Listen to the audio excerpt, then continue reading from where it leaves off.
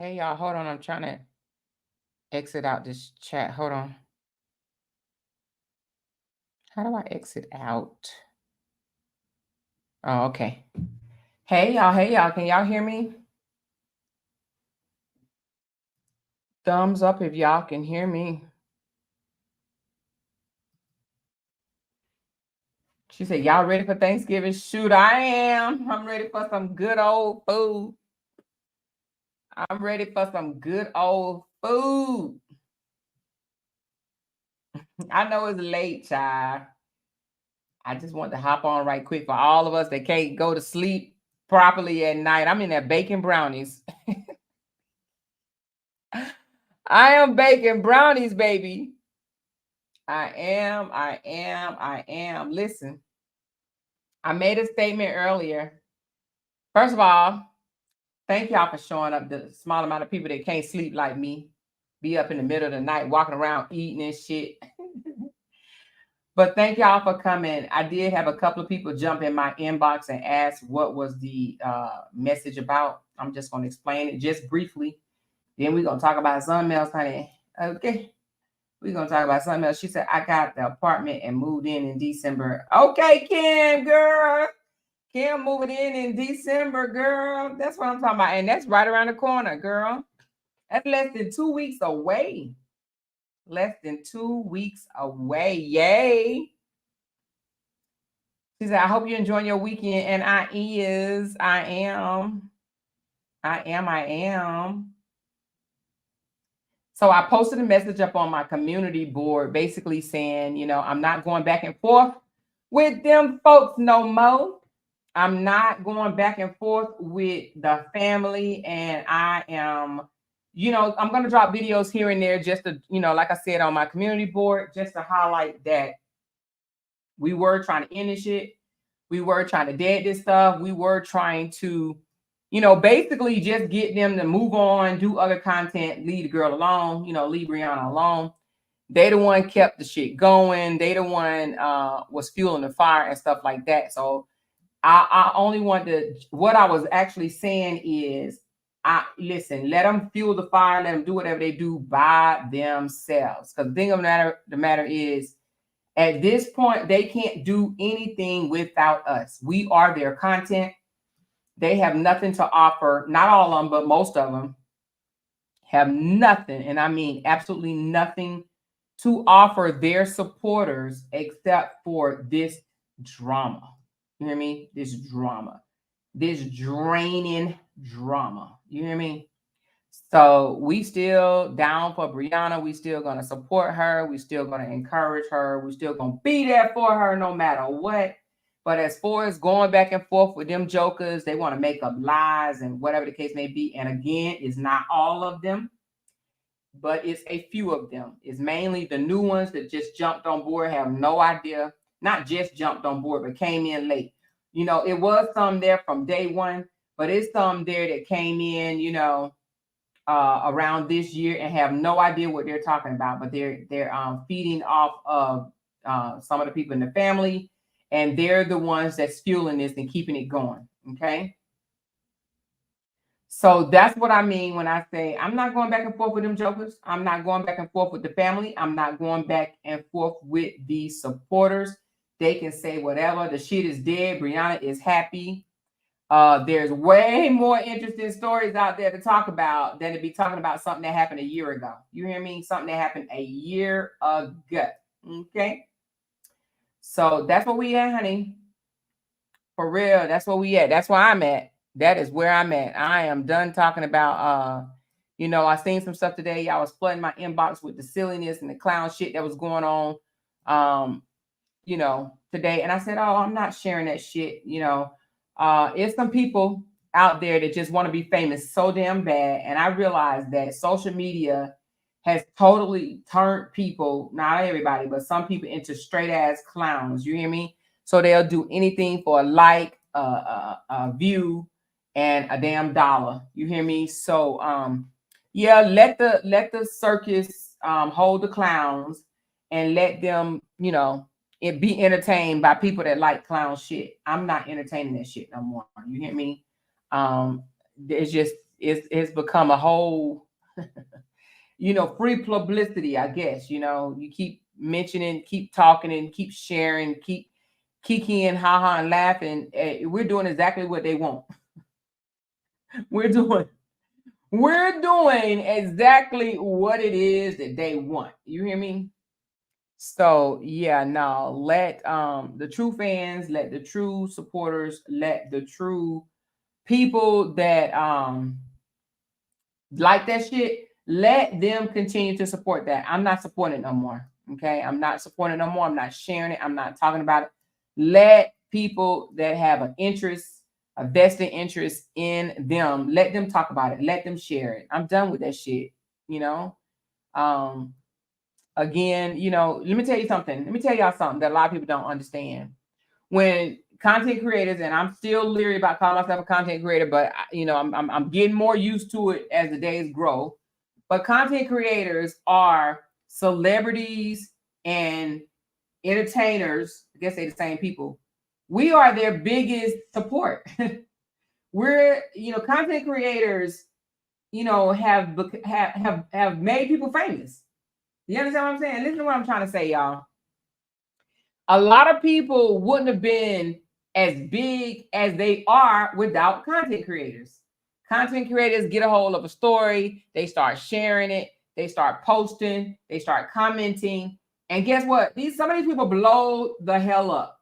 Okay. A lot of these reality shows members, they blew up because of content creators. You understand what I'm saying? Not necessarily because they was on TV, but because of content creators.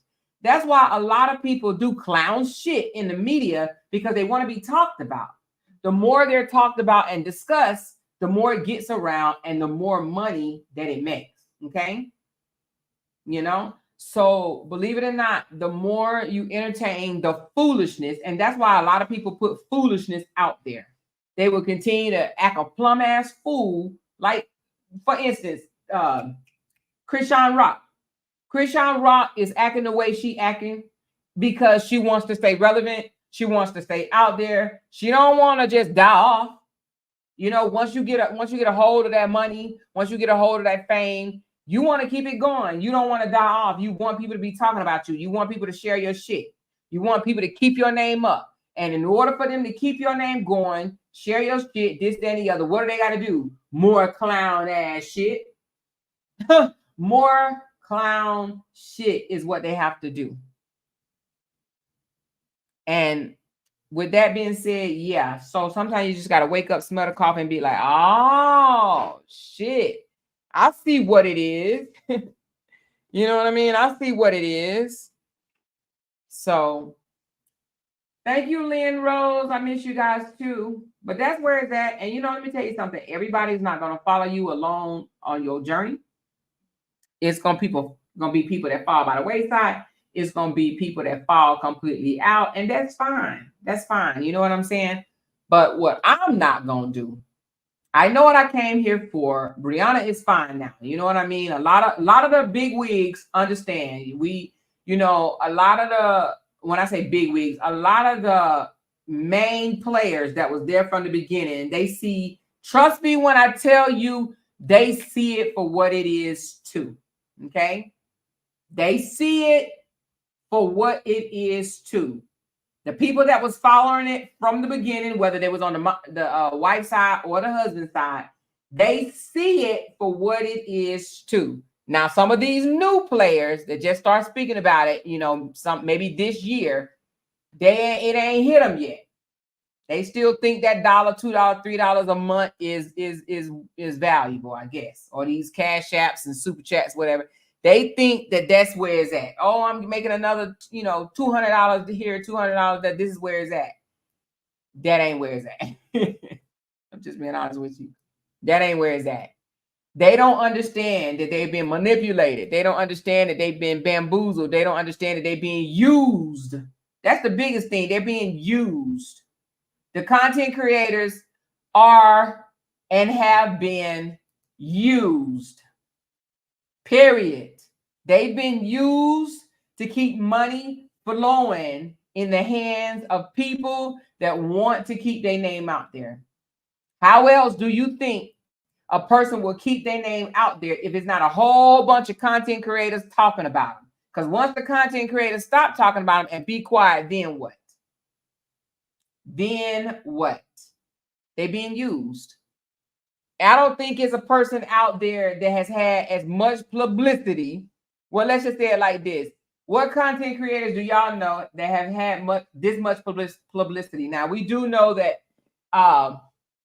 Latrice Allen, she says, Amoira, this break got your mind right clear. You are on point. Without the divorce story, he would have been dried up in these social media streets.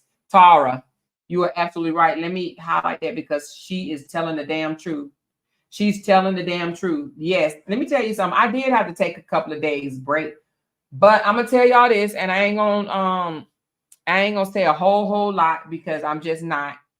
But I had a chance to talk to a few content creators across the street, one-on-one, woman to freaking woman, and we see it for what it is. We see it for what it is, you know. That ain't saying that they, you know, that we don't still support who we want to support, but at the same time, putting a lot of energy and effort into a relationship of another content creator is useless. Is useless. Is a dead end. You can't go you can't go forward. You can't go to the side. You can't go to the right. It is a dead end. Yes, a money grab, Anna. Definitely a money grab. I hate to say it, but content creators were used, and it really bothered me to the point where I looked at it as Black female content creators were being used. That's the part that get me, because y'all know I rise for mine, right? I ride for females. Y'all know that. Not that I don't like my men, because I do. I got a man. I got 3 sons. I love my men, but it's something dear to my heart with females. You know, I feel like sometimes we get the short end of the stick. So I ride for my females real hard. You know what I mean? And to think that it was females are the ones that got used, right? And not only just females, but females that have experienced the same, you know, some type of trauma, whether it was DV, whether it was child trauma, whether it was whatever type of trauma, right?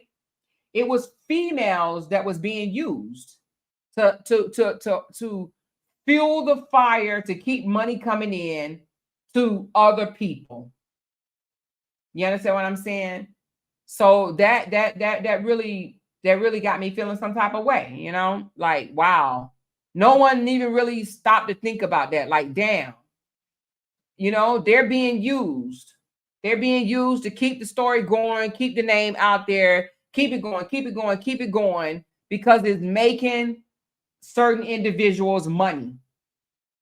It's making certain individuals, and y'all already know, I can continue on with this story and make $2,500, $3,000 a month easily off of this. No, I'm not going to do that. If I'm going to make $2,500, $3,000 or even $1, $5, $10, I want it to be on something different. And I mean that. I mean that. Y'all know I can. Y'all done seen it. I done made 4 checks. 4 checks. Good, nice, you know, not, you know, it ain't a whole lot, but it was decent. You know what I mean? So, and I proved it. I showed it to prove, yes, I can do this. Yes, I can make this. I can continue this shit till the damn wheels fall off, right? But I'm not. I'm not, because that is the plan. That is the angle. That is the angle. I'm being honest with y'all. I'm being honest with y'all. You hear me? So, like I said, I spoke to a few of the content creators behind the scene. They see it for what it is. They see what has been happening. They missed it, but their eyes are so open. Trust me. Their eyes are open. You know, it's a whole lot of it turned into, well, let me get the content creators to argue with each other, to fuss and fight over me, and it still bring me views. It still bring me views. It still bring me comments. It still bring me this, that, and the other. Now, like I said, what I was saying before, how many celebrities now that they're celebrities that started off as content creators, but then other content creators was highlighting them, sharing them, and talking about them, and now they big time. Look at what's my boy name? Oh, what's the guy name that got 10 kids? Dwayne. What's his name, y'all? Help me out. Why Wayne,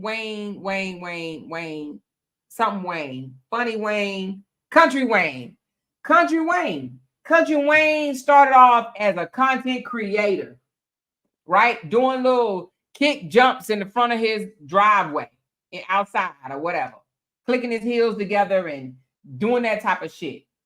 People start laughing and sharing his stuff, and now look at him. Country Wayne is good.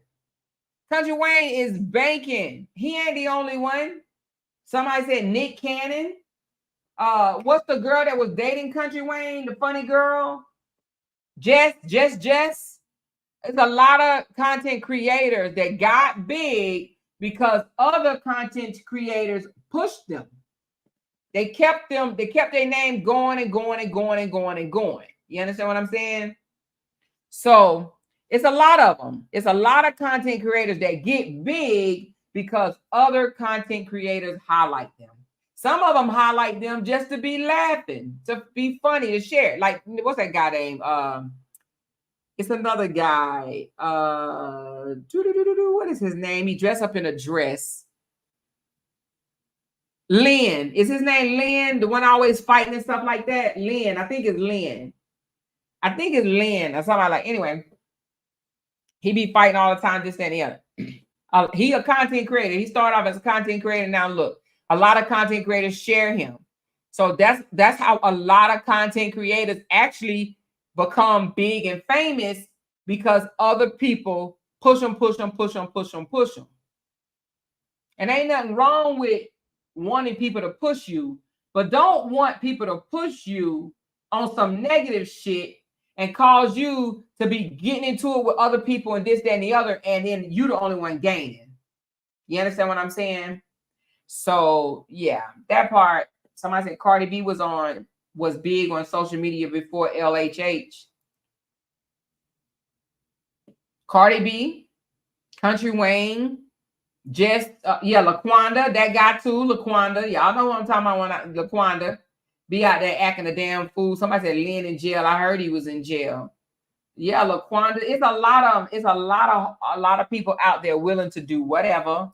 You know, it's a lot of people. She said, I am a real supporter. I'm not going anywhere. Love you more. Thank you so much, Livia. Listen, for the ones that are here to just have fun, kick back, talk about real life shit, ride with me. But for the ones here that want to go back and forth with people that you will never meet, people that you will see them in the street and wouldn't know who the hell they were. You won't have dinner together, none of that stuff or whatever, because y'all don't even, ride in the same circle or whatever the case may be. For what? For what? Every day, all day, you arguing and you cussing this person out, calling this person names, this, that, and the third or whatever. For what? We don't know them folks. And do you really want to stay in company of people that don't do nothing for your spirit in a positive way? These people, they just people. Some people are internet thugs. Seriously, some people are just internet thugs, and they will forever be. Period. Thank you, Lynn. Thank you, Des. Des with the T, and Miss Tanya. I appreciate y'all. Thank you, Lorraine. I appreciate y'all. It's some people that's not, and I've had people in my inbox. I'm like, what you talking about? And we here for Bree. Of course, I'll always be there for Bree. I'm always be for Bree, whether on social media or off. If Bree needs some advice, or if Bree is feeling some type of way, she want to reach out to me. She know I'm there. She know I'm there. She know I'm there for a 3-hour conversation, a 5-hour conversation, or a 10-minute conversation. She know I'm there. Bree is actually doing hella good. Hella good. Do you hear me? She doing hella good. And earlier today when I was talking, I was like, I'm proud of her. I'm freaking proud of her, because she didn't took it. She didn't took it every which way you can take it. But she's still here. I appreciate Brina by coming on the panel the other day, saying the goal was to take down her 3.2 million followers. That didn't happen. It did not happen, y'all. So we all should take a damn bow. We all should stand up and clap our hands. Now, here's the thing. I'm not saying we ain't gonna never mention none of their names ever again. I'm not gonna say that. But what we ain't gonna do is argue back and forth with their supporters. Let them think whatever they want to think. We think whatever we want to think, you know. And what I'm not gonna do is share none of his content or his whatever that, you know, the girl content or whatever, because they just trying to be relevant out here in these YouTube streets, and they ain't about to use me for it. They ain't gonna use me for it. You know, I used to wonder, I used to be like, dang, Brianna never mentioned their names and this, that, and the other. I wonder why. I know why now. She knows mentioning their name will give them clout, and they want that. They want that. They would love for her to shout them out in a bad way or a good way. It don't even matter. They would love it. They would love for Brianna to go back on there and be like, and this person need to leave me alone. They get a kick out of that. They absolutely do. They get a kick out of it. So I'm not mentioning their names. People are going to lie on you all day long, every day, all day. When I realize that there's other content creators out here that seem sweet as pie to me, and they say they still got haters, I be like, they got a hater. But everybody going to have haters. Trust and believe that you always going to have people lurking around that's hating on you just because you. You hear me? Just because you. I'm telling you, some of these people, I'm like, how in the world do you have haters? You don't say nothing, you don't do nothing, you ain't in no drama. But of course, you still gonna have people hating. You know? You gonna have people that hate on you, and they gonna make up lies, and they gonna spread. They gotta have something to talk to their people about. If they ain't making up lies and spreading lies about you, what they gonna talk about? They can't dare get up on the panel and talk about themselves. Some of these content creators ain't about to go talk about themselves, tell the people what type of person they are, you know, what they done been through, what they going, what they doing today, what they doing tomorrow, none of that. They ain't gonna talk about themselves. They want to talk about you because they don't like you, and they want other people to not like you. That's just what it is. So it's okay. We can't get mad and come back and be like, oh, this person said this about you, this person said that about you, and then you go off on them for what? Let them talk, honey. Let them have it, child. Let them think what they want. Let them have it. Stop trying to prove shit. Just move on. Drown them out, because eventually they're going to look like fools. Eventually somebody, it may not be right away, because y'all know people love drama, right? It may take a month or even 2 months for their audience to be like, why the hell do you keep on talking about this woman, and this woman ain't saying nothing about you? She done moved on with her life and she doing good. Then they're going to see, oh, wow, these people are crazy. You know, this person is obsessed. This person has to mention her name in order to get any type of view. That's just what it is, you know.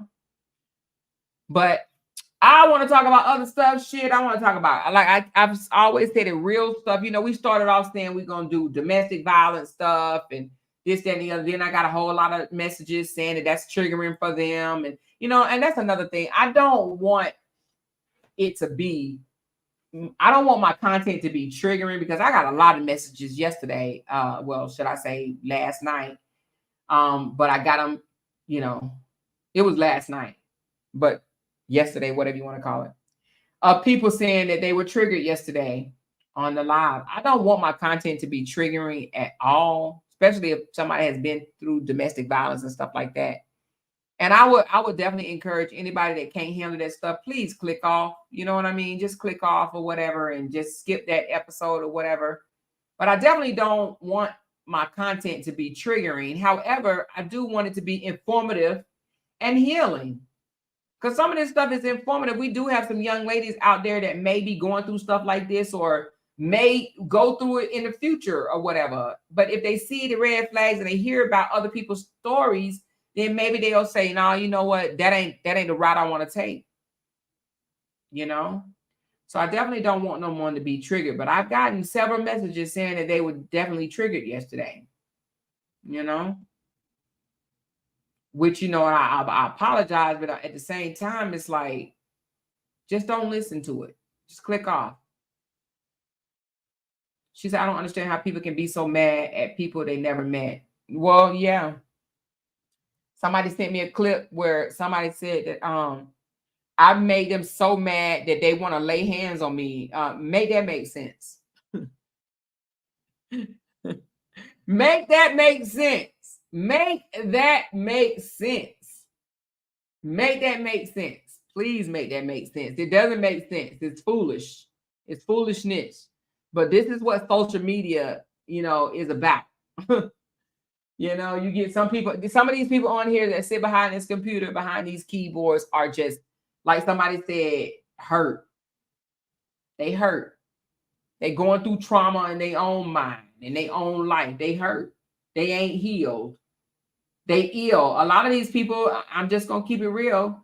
And I ain't just saying just on, I ain't even going to say that side or this side, but it's a lot of people with mental issues on this internet, period. A lot of people that have mental issues. A lot of people just don't even comprehend. She said domestic violence is a rampant, so it's a great topic to discuss. I understand it can be triggering, but some people need to help them. It is on the rampant. Y'all see what's going on in the news. Some people think they can just lay hands on people. Like, what's going on, y'all? I'm gonna tell you something. I actually do think that the DV laws need to be stricter. They need to become stricter on this shit. Because it's getting crazy out here, for real. It's people that think that, that if they're in a relationship with you, and if they in a relationship with you, then that's it. You shouldn't be successful. You shouldn't be happy. You shouldn't prosper. That's it. They figure if they can't be with you, they don't want to see nobody with you, and they hate to see you happy. And that's a shame. Like, what the hell is wrong with people? You ain't the boss of people. Let me tell you how I look at relationships. Because Lord knows I done had my share. Y'all know I've been married 3 times. Well, I really ain't had my share relationships, but I done had my share of marriages. I've been married 3 times. But this is how I look at relationships. Everybody is not meant to be in your life forever.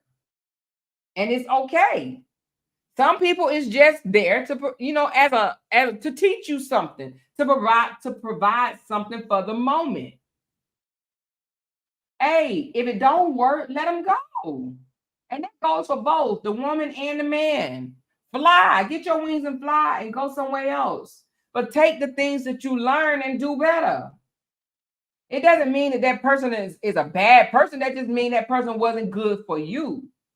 But it don't make no sense to be holding on to grudges and hating your ex. You understand what I'm saying? It just don't make any sense. And to not want to see your ex succeed, like, especially if you got a child together, to me, it's crazy. Hey, they need to succeed so that when your child goes visit them, they got a good life over there too. You don't want your child to not have a good life, if they go to, I don't know how y'all see it. I don't even know if y'all have baby daddies to where your child have to go to the other person's house or whatever. But I wouldn't want my child, if I had a younger child, I wouldn't want my child to have to go to a poverty home if I'm doing good,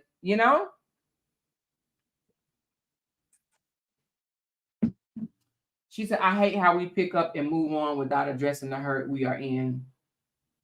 You mean the relationship? Well, sometimes you have to, if you're talking about a relationship, sometimes I think that sometimes you have to talk about the hurt and the pain with someone else, because I don't think the person that hurt you will understand until they step back, and it may take them a while to even realize. Sometimes they need to step back and they need to go through things in their life for them to realize that they hurt you. I don't think that trying to reason with the person that hurt you at that time, I don't think is conducive. People not even gonna look right away. People not even gonna see that they hurt you. Everybody try to put themselves in the victim spot right away. When a relationship break up, The man want to think that it was your fault. The woman want to think that it was the man's fault. You blame other people. And sometimes taking a moment to step back, reevaluate the whole situation and then point out where you was wrong. Okay, you know what? I was wrong here. I was wrong here. I was wrong here. You know what I mean? But they need to do it too. But you saying it out your mouth to that person, you need to admit that you was wrong. They'll never do that. They have to come to grips on their own. Trust me, it will happen one day. You know? I told y'all it took 3 years for my ex to apologize. You know what I'm saying? She said, no, but we have to heal so we don't carry it into the next relationship. Yeah, that's true. But it took 3 years for my ex to apologize. You know? 3 years. And, you know, by the time he apologized, I was so over it. You know what I mean? For real, for real. I was so over it. But it still made me, how did it make me feel? It made me feel, I mean, I accepted the apology and everything, but I didn't have not a dislike, not a hate or dislike in my heart whatsoever by that time. 3 years, come on. If anything, it made me see that he needed that more than me. He needed to apologize to me more than I needed him to apologize to me. And sometimes it be like that. So that's why sometimes you just have to accept it. Accept the apology because they need it. They need it. They know what they did. You could have gotten over it and this, that, and the other, but they need that to clear their conscience, to be able to move on in peace on their own. You know? But I do agree with you, Jazz. I do think people need to heal before going into the next relationship. However, I will be the first to say from experience that even if that does not happen, that doesn't mean that you can never heal. You know, I told y'all the first 6 years of my relationship, me and my husband would stayed at each other. And I had to go to counseling and find out what was wrong with me, you know? And it was things that I was holding on to. Not just from old relationships, but from old childhood traumas and stuff like that too. And it had to be addressed. So, you know, even though I wasn't so stuck on my last relationship, I still had issues that I needed to deal with. But guess what though? Sometimes, somebody just said it too. Good Lord. Somebody just said, sometimes that next relationship will help you heal. I was just about to say that. I literally was just about to say that, Kim. But sometimes that new relationship, that new person is very understanding and this, that, and the other, whatever. They can help you get through that shit, you know, by pointing out things that you wouldn't have never even realized. I told y'all my husband used to always say, why you always got to feel like you got to do it on your own, that you don't need nobody. Why you keep acting like that? And I'm like, because I don't need nobody. He's like, but you do. Stop acting like that, you know? Sometimes we got to be called out on our shit in order for us to. And some people won't call you out on your shit, you know, but some people will. And I just happen to say, you know, I was called out on my shit in this relationship that I'm in now, you know. I used to be that, oh, I'm independent. I got this. I got my own car. I got my own house. I got my own this, that, and that. Okay, and what that mean? And what does that mean? Okay, what does that mean? I had to drop that I'm so independent bullshit. You know what I'm saying? So sometimes being in a good relationship can help you heal. You know? Sometimes going into another relationship will help you heal because you ain't seen what a good relationship is. So being in that good relationship let you see, like, damn, this is not how I was treated before. Sometimes it takes getting into that good relationship for you to know what a good relationship look and feel like. Unfortunately, a lot of us don't know what it feels like to be in good relationships. You know? We probably didn't see it growing up. And then our first several relationships was probably mediocre or horrible. So we don't know what a good relationship feels like. A lot of people that's out here that's victim shaming and this, that, and the other, they have never been in good relationships. Because if they was in good relationships, they wouldn't put up with the bull crap. Listen, it's so many of us, some of y'all in here now, and some people that's not even in here, have already said that you would not deal with this and you would not deal with that. And the reason why you said it is because you know what a good relationship feels like. You ain't putting up with that shit. But it's some people that will put up with it because they just want to be in a relationship. They want to be with a man. And they think that, hey, if you want to be with a man, they think that, oh, well, you better deal with it or you're going to end up being single. That's not how life works, y'all. It's just not how life works. You know? That's just not how life works. Y'all heard that saying you can do bad by yourself? Why you want to get with somebody else and be miserable and sad? Wouldn't you rather be miserable and sad by your damn self? Instead of being miserable and sad with somebody else that's bringing you down, trying to lower your self-esteem and shit, hell, boost your own self-esteem. If you with somebody that's making you feel like shit, get out of it. Just get out of it. You ain't got to hate that person forever. Just get out and do better. And don't settle for somebody making you feel like shit ever again. You know, do bad by your damn self. Seriously. You know? So sometimes just sitting back and watching things and having conversations by yourself, talking to yourself, make you, you will learn a whole lot. Ain't nothing wrong with talking to yourself, and answering yourself too. I had to do that plenty of times. And say, what am I mad at this person for? Why am I mad? This person is not healed themselves.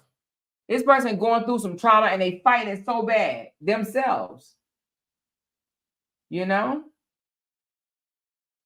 when you got a person that is not healed and is not willing to admit that they're not healed, it ain't a goddamn thing that you can do. And that's one thing that we need to stop doing for real. And stop trying to think we can fix people.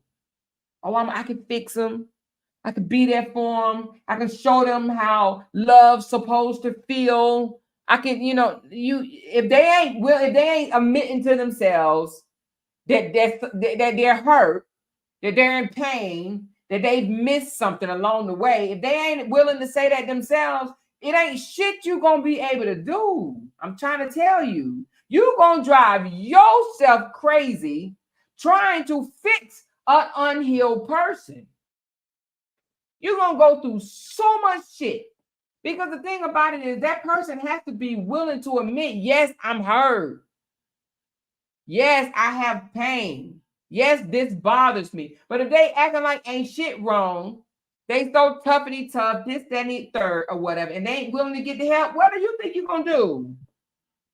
You think you're gonna be able to help them seriously? Some people might, 9 times out of 10, you might have 1 or 2 people that can literally help an unhealed person, but these unhealed persons have to realize that they unhealed. They have to realize they got issues. I was one of the first ones to say I have issues. My husband didn't have to wonder if I had issues. He knew I had issues. I admitted that I have issues. He knew it. I wasn't going to sit here and fake the funk. Oh, I'm perfect and I'm this and there ain't nothing wrong with me. Hell no, I got issues. I got trust issues. I have anxiety. I have this. I told that man that. You understand what I'm saying? I'm saying that man like he ain't 1 room away from me. Listen. But if you going into it and you acting like you so perfect, ain't nothing wrong with you, it ain't you, it's them, then how they gonna help you? How are they gonna help you? Sometimes it take that first step of that person realizing and admitting that they got issues and they need to be willing to go get seen and talked about, help through or whatever the hell. You know, physical therapy, fucking go to what one of my girl did, Taraji. Taraji said she went to Indonesia. Bali. Taraji said, I need to go get my mind fixed. You know, celebrities can do that. They can afford to fly all the way across the world to go get some mental health. But you ain't even got to do that. There's support groups out there. There's counseling and all types of shit. There is even self-help books. There's self-help books. And sometimes, believe it or not, it's just talking about it. And having somebody else that have been in your shoes to tell you, baby girl, you're going to be just fine. You ain't the only one that has been through what you're going through. You're going to be fine. Sometimes you just need that pep talk. Sometimes you need somebody to tell you, dig deep down within and pull out that greater strength that you're hiding down deep in you. You can get through this. Don't let this defeat you. Push through, push through, push through. You know? But don't sit here and act like you ain't got no issues. Act like you ain't hurt. Acting like you ain't longing for something.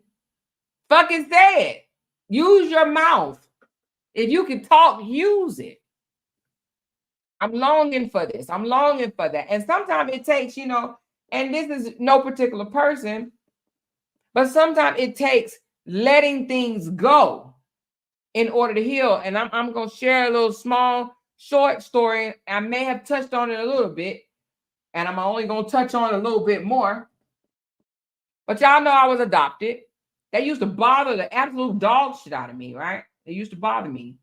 And then my adopted parents didn't treat me, you know, I had a roof over my head and I had clothes and food to eat and stuff like that. So we ain't starve, we ain't living in the projects, none of that shit or whatever. But I felt something missing, you know what I mean? And then I told y'all the little mistreatment that went on with me. It wasn't little, but you know what I'm saying? So I always felt some type of way. But I'm going to tell you this. Now, y'all know I ain't no holy roller. Y'all ain't going to never hear me speaking in tongues or running around the church, banging on tamarines or nothing like that. You know, to each his own. But that's just not me. But I'm going to tell you what I did do. I prayed about it. I said, God, and this is a long time ago, y'all. This is a long time ago. A long time ago. You hear me? I prayed about it. And I said, God, I keep trying to hold on to something that hurts me. It hurt me. It hurt me to still communicate with adopted parents that never wanted to admit what happened to me, right? They always wanted to try to pretend like I had this imaginary motherfucking memory or some shit. You know what I mean? Like, are you sure? What the fuck do you mean am I sure? I lived it, right? But they always wanted to try to make it seem like it was just in my mind. No, it wasn't in my mind. This is what I experienced. And then it was, well, if you experienced it, then I apologize for anything, you know, just anything, like a broad thing. No. Let's talk about, let's be specific, right? But anyway, I had to pray and say, God, this hurts me. Talking to them on the phone, it hurts me. Going around them, it hurts me. Christmas holidays, faking the funk, sending gifts and stuff like that, it hurts me. This hurts me, right? So I had to pray to God and I had to hear him, right? And I had to come to the realization that if this hurts me so bad, remove this out of your life until it no longer hurts you, right? I made a big decision, y'all. I did. I made a big decision. Because it hurt me, I gotta let it go. I gotta let this go. I gotta move away from it. I gotta stop entertaining it. I gotta stop going back. I gotta stop longing for something that's not there. So what did I do? I released it. Now, me personally, I deleted the phone number out my phone. I did. I said, I'm done, right? I'm done. I'm not calling no more. I'm not reaching out no more. I'm not begging for something that I ain't never had before. I'm not doing that. And it's been years. Now, ever since, summertime this year, I'm getting the phone calls. I'm getting they want to hear from you. They need to see you. They need this, that, and the other, because it's been so many years that I disconnected. I did that. And I'm still reluctant to even reconnect because I'm not feeling it. I'm really not feeling it. I'm so guarded to the point where, like, I'm good. I'm safe right now. You know what I'm saying? I'm like, oh Lord, you done put me in this place of peace and just, I don't long, I don't reminisce, I don't think, it's just peace. It's peace. And I'm like, oh no, I don't want my peace disturbed. I'm good. I've come to the realization that this is what needed to happen, me letting go. And sometimes, as much as it may hurt, there are people that we need to just let go. Not because you hate them, not because you wish harm on them. None of that. You have to just let them go for your own damn peace and sanity. And that's just the realization of it. Sometimes you got to let it go. Everybody is not meant to be in your life forever. It sounds harsh. It sounds hurtful. But trust me when I tell you, as a witness, it feels good and peaceful after you can get somebody out of your system that you feel a certain way about and they don't feel that same way about you. I'm just keeping it a buck. Some people we got to let go. Again, you don't have to hate them. You don't have to wish no ill will against them. You can love them some type of way from afar. You know what I mean? You can love them from afar. You can still pray for them too. There's nothing wrong with that. But releasing people out of your life is a must. If they ain't serving your spirit well. And I'm just being 1,000% real. Some people probably like, oh, I don't understand how you can do that and da-da-da-da-da. Well, trust me, it can be done. And I'm telling you, it's like a whole freaking weight lifted off you. Period. A whole weight lifted.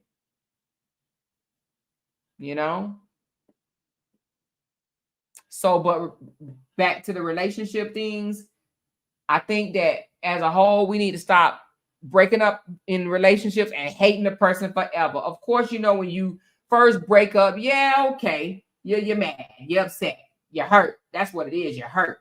Okay, you're hurt. But that hurt, time heals all wounds, right? That hurt will heal. You will heal from that hurt. If anybody think that you're not going to heal from hurt, that's just not true. You will heal from hurt. Unless you just purposely holding on to shit like that. If you ain't never released the hurt, then maybe you won't heal from it, but you got to release it. You got to release it. And the first way of releasing it is admitting that your ass is hurt. Stop trying to act like we so biggity bad, we so hardcore that we can't admit when we hurt. Admit that you hurt.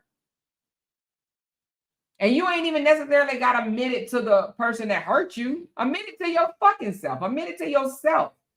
Fuck, I'm hurt. This shit hurt me. The way he said this, it hurt me. The way he did this, that hurt me. The way they did this, that hurt me. Cried out. Punch the pillow. Do whatever you got to do. But admit that you are hurt. Admit to yourself that you are hurt. And then tell yourself, you know what?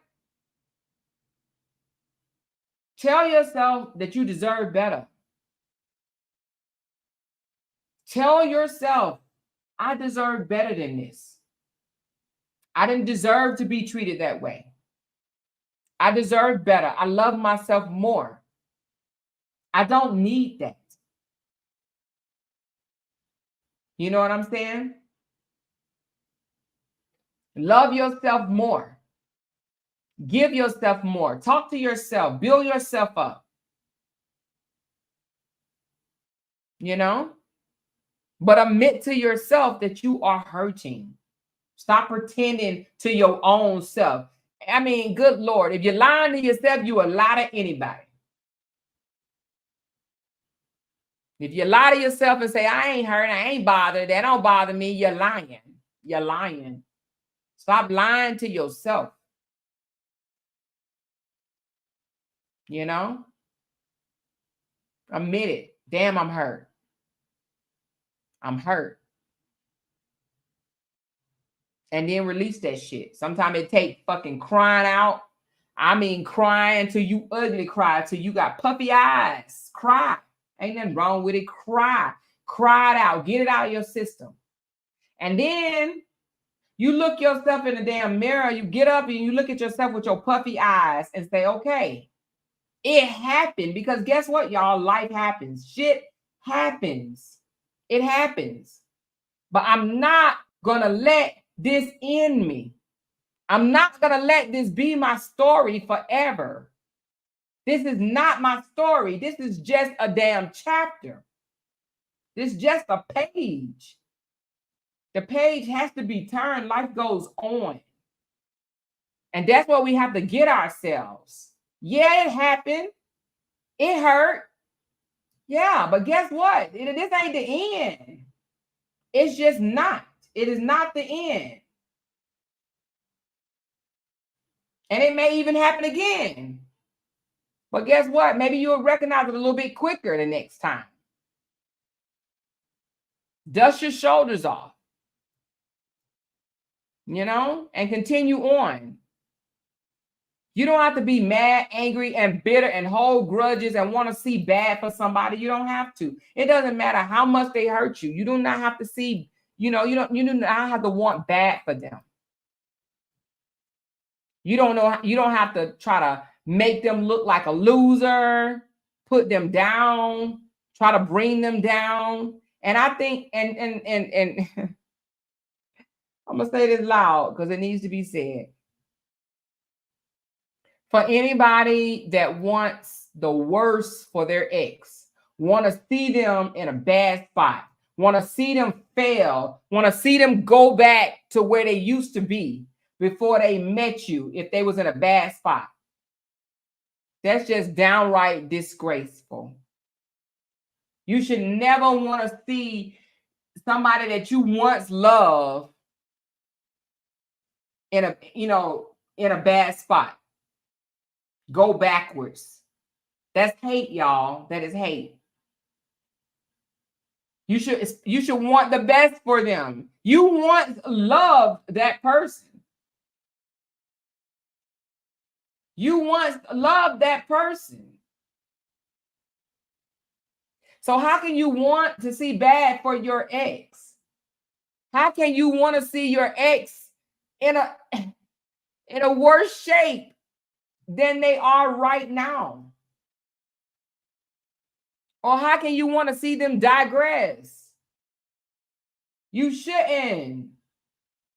That's hate. Y'all, that's hate. I'm sorry, but it's hate. It's hurt and hate mixed together.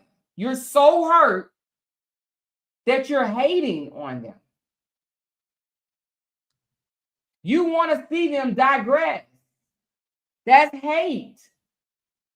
And listen, when you hate on someone else's, when you prey on someone's downfall, you are the one that tend to fall. You're the one that's going to digress.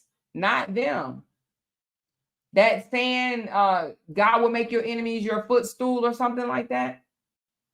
It's true. Stop trying to make an enemy when you don't have to. The relationship didn't work. Move the hell on. Cry, get it out your system. You hurt, you fumbled, whatever the case may be. Get the shit out your system and just go on about your business. Stop hating on that person. Stop wanting them to fail. Stop wanting them to look like a bad person. Stop. Stop. Just stop. You're hurting yourself. You're hurting yourself. Your biggest win is picking yourself up, moving on, still having love for that person or whatever the case may be. And if you don't want to have love for them, just don't have hate for them, right? Just be neutral, but just wish them the best. Like, honestly, wish them the best. Don't just say it, but truly wish them the best and move on. Yeah, they hurt you. Go let them hurt somebody else. Go let them hurt somebody else. That's how you look at it, like that. If you don't look at it no other type of way, go let them hurt somebody else. You done already got some.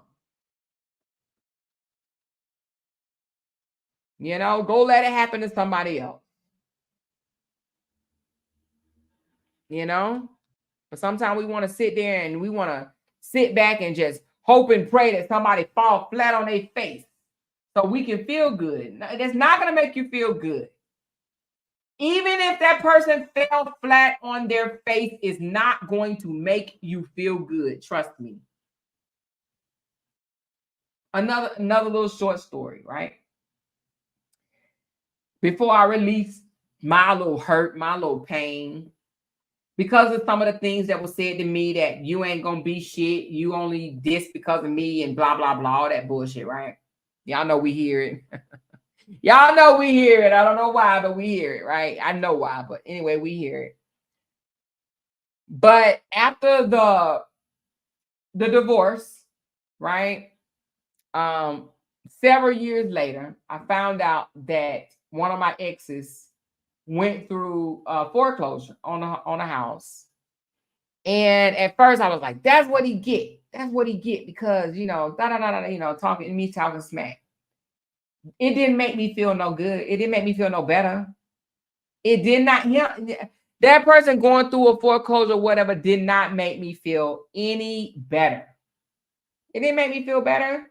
Seeing that person fall or stumble, should I say, because it wasn't really a fall, it was a stumble. You know, most of us stumble. We think we done fail, but we really stumble. Because if you get your ass back up, that ain't no fall. You stumbled. You stumbled. Just get your ass back up. Now, you wish to stay down there and wallow in your fucking sorrow, then you fail. But a lot of us stumble, okay? But to see him stumble didn't even make me feel good. Sometimes we think that we're going to feel good if we hear something bad about them, but it doesn't make you feel good. That ain't it, y'all. Seeing someone that you once loved stumble does not make you feel good. It doesn't. You know? But later on down the years, to see them come back, because they will, especially if you got kids, it's going to happen. You best to believe it's going to happen. They're going to come back and they're going to take accountability and responsibility of what they did to you. And it may not be in the way, in the fashion, or the form in which you want it to be. They may not spill it all out on the damn table and say, I'm sorry for A, B, C, D, E, F, G, H, I, J, K, L, M, N, O, P. They may not say that. They may say something else like, you know what? I was immature. I was a jackass. I was this. I was that. And I made some dumbass decisions, right? Like Diddy said, yeah, you know, thank you for standing by me through my dark times. That's his way of trying to apologize to Cassie. But Cassie said, nah, dude, apologize my ass. Slide me them dollars, okay? She said, nah, slide me them dollars. Apologize all you want to. Well, a lot of us ain't got no Diddy. You know what I'm saying? A lot of us ain't got a Diddy. But seeing them fall is not going to make you feel good. Trust me. It ain't going to make you feel good. But sometimes hearing that it wasn't you, or should I say it wasn't all you, because it's not. It's never all you. No matter how much that person may make you feel that way for the moment, it is never all you, and it's never all of them. Own your shit, what you did to contribute. Later on, they may come back and tell you, it wasn't you. It was me. I was this, I was that, whatever the case may be. And they will. Trust me, they will. It may take forever. You might have them totally out your system by the time you hear it, but you will hear it.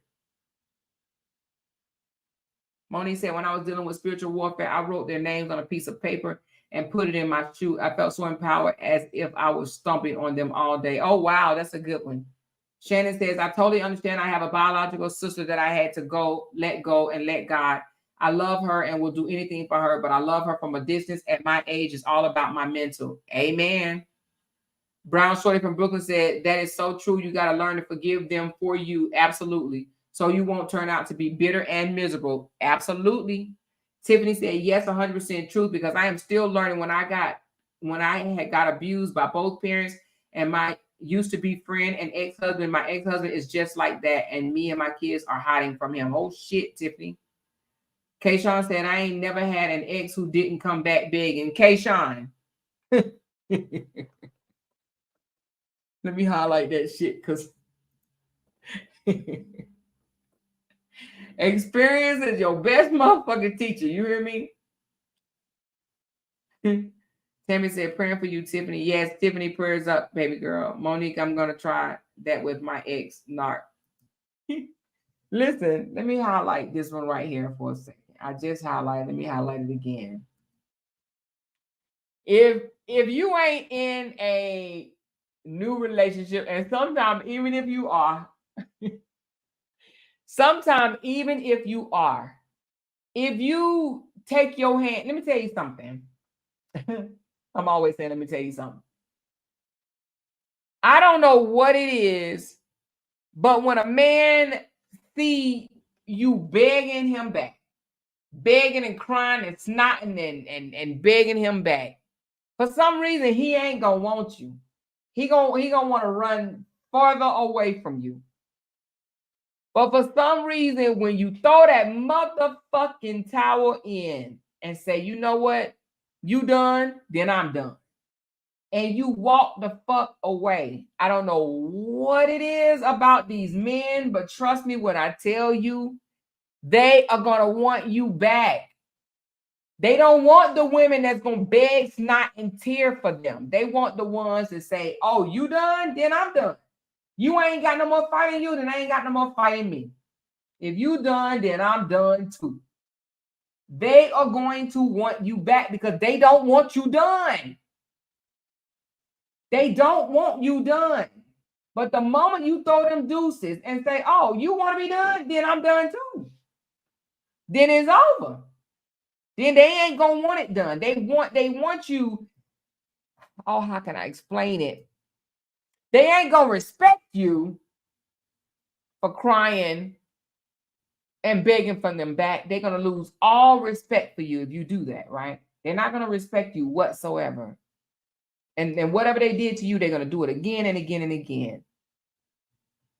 But the moment you get sick and tired of being sick and tired and you say, I'm out, I don't give a shit no more, I'm out, I'm done. They're going to get some act right juice, but sometimes you can't just say it. Sometimes you can't say it. You got to mean it. You got to mean it. I mean, pack your shit if you live with them or whatever the case may be and leave. And I ain't talking about no day, no weekend. I'm talking about fucking leave. And if it's meant for y'all to be together, make them work for that shit. You know? Make them work for that shit. You giving in all quick and shit like that, whatever. I'm trying to tell you, that ain't what you want to do. It ain't what you want to do. If you want to see change behavior, you got to put your foot all the way down. All the way down. And sometimes it ain't our mouth. We say shit and go back on it the next damn minute. I'm not gonna let you do this to me no more. And then motherfucking they do it again and again and again and again and again. You know? Sometimes you gotta mean what you say. Sometimes you have to mean what you say. And they have to feel it. They gotta feel it. They really gotta feel it. Because if you don't make them feel it, they will do it again. That's just on period. For real, you know?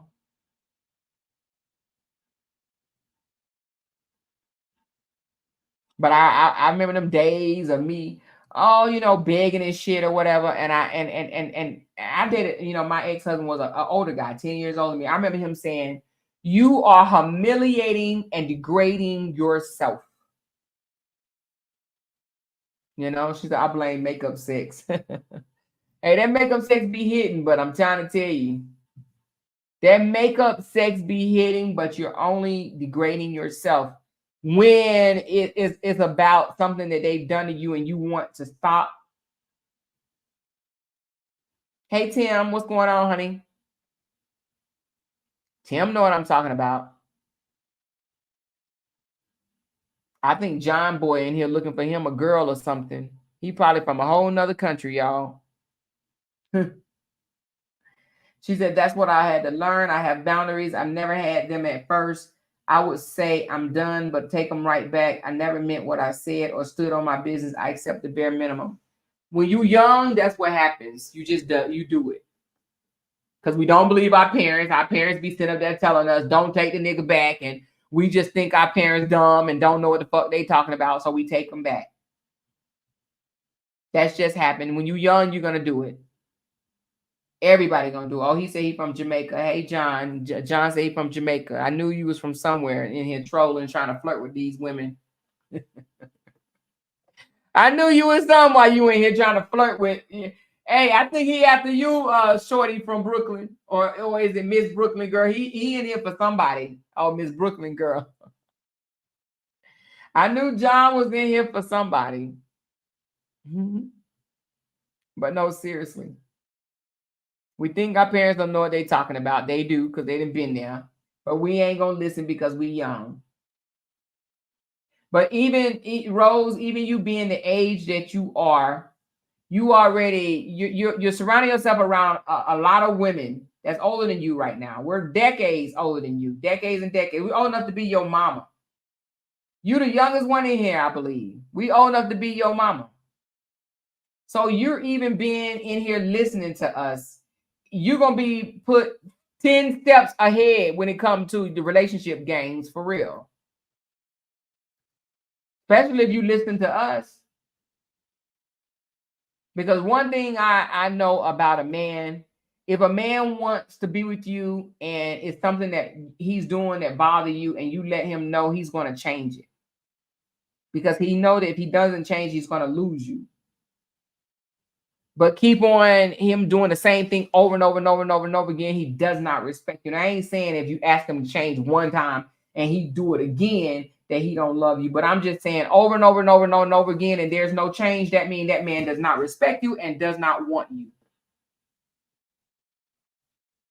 You ain't got to tell somebody 3, 4, 5, 6, 7 times to stop doing the same shit.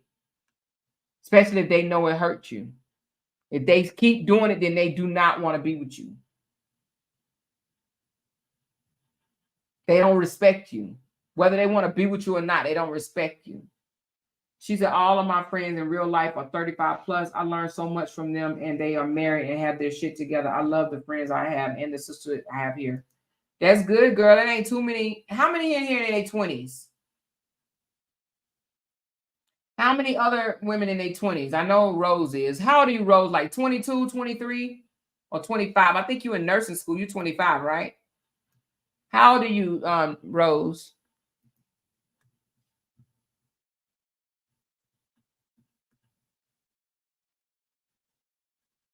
But if you ain't seeing change behavior, and I ain't saying it's gonna be no overnight change behavior, because y'all know that shit take longer even for us.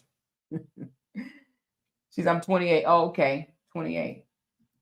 You still a baby. You still a baby. John said he 56. She said, I'll be 29 in March. Oh, okay. John said he 56. Who in here want a 56-year-old from Jamaica? Y'all holler at John. 59, 48, 28, 54. Okay, we got some mature people up in the building. That's what I like to see. No offense, Rose. You know, I love my young folks too, because I'm telling y'all can learn a whole lot. I wish it was a podcast or something that I could have listened in on when I was younger, but I ain't know nothing about none of this stuff when I was younger. It's so much stuff that I wish if I was younger that I had that you guys have now. Man, I'd be a bad mamma jamma. God knew what he was doing. She said, John, you trying to be my sugar daddy? Girl, be careful, child. Be careful, because you know people on the internet lie. People on the internet tell you they winning $27 million from a lawsuit just so you can help them with groceries and shit. You know what I'm saying? So be careful with that.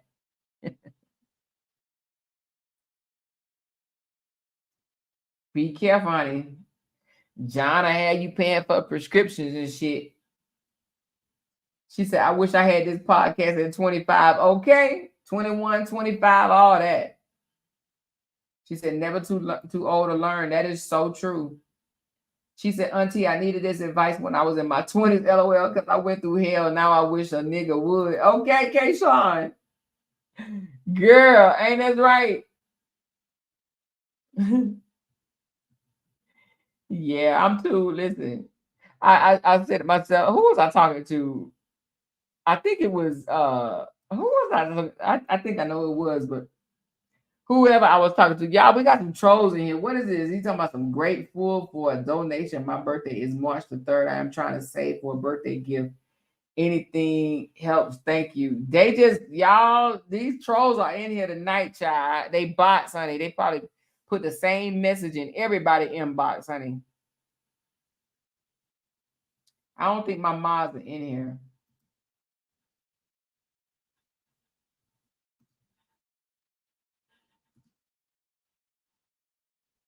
That person gone. Where you at, John? Are you still in here trolling, John? Anyway, he said I had to block him and change my address, then off another number. And yes, listen, I done had to block people too. When a woman gets your strength and power back and she is done not going back, no matter what, she got her confidence and self-esteem back. That's so true. That is so true. But I was talking to somebody and I was like, there's a caliber of women that men, like, y'all know it's 3 different type of women, right? Now this is late night chat, so we can talk about this type of shit. You know, it ain't got to be monetized, but we're gonna talk a little deep right about now. This is late night. Everybody else sleep, right? You know, we're gonna talk a little late, right? But listen, there's 3 type of women. There are women that men just fuck. There are women that men like to just put on their arms and prance around. You know, we say date, but date because they eye candy or whatever. And there are women that men marry. There's 3 type of women. 3. There's 3 type of women. Some women ain't gonna get past the fucking stage. Some women will never make it past the girlfriend stage. And some women will make it to the marriage woman stage. Not all women are going to be married. Not all women will ever be married. It's some women out there will never be married.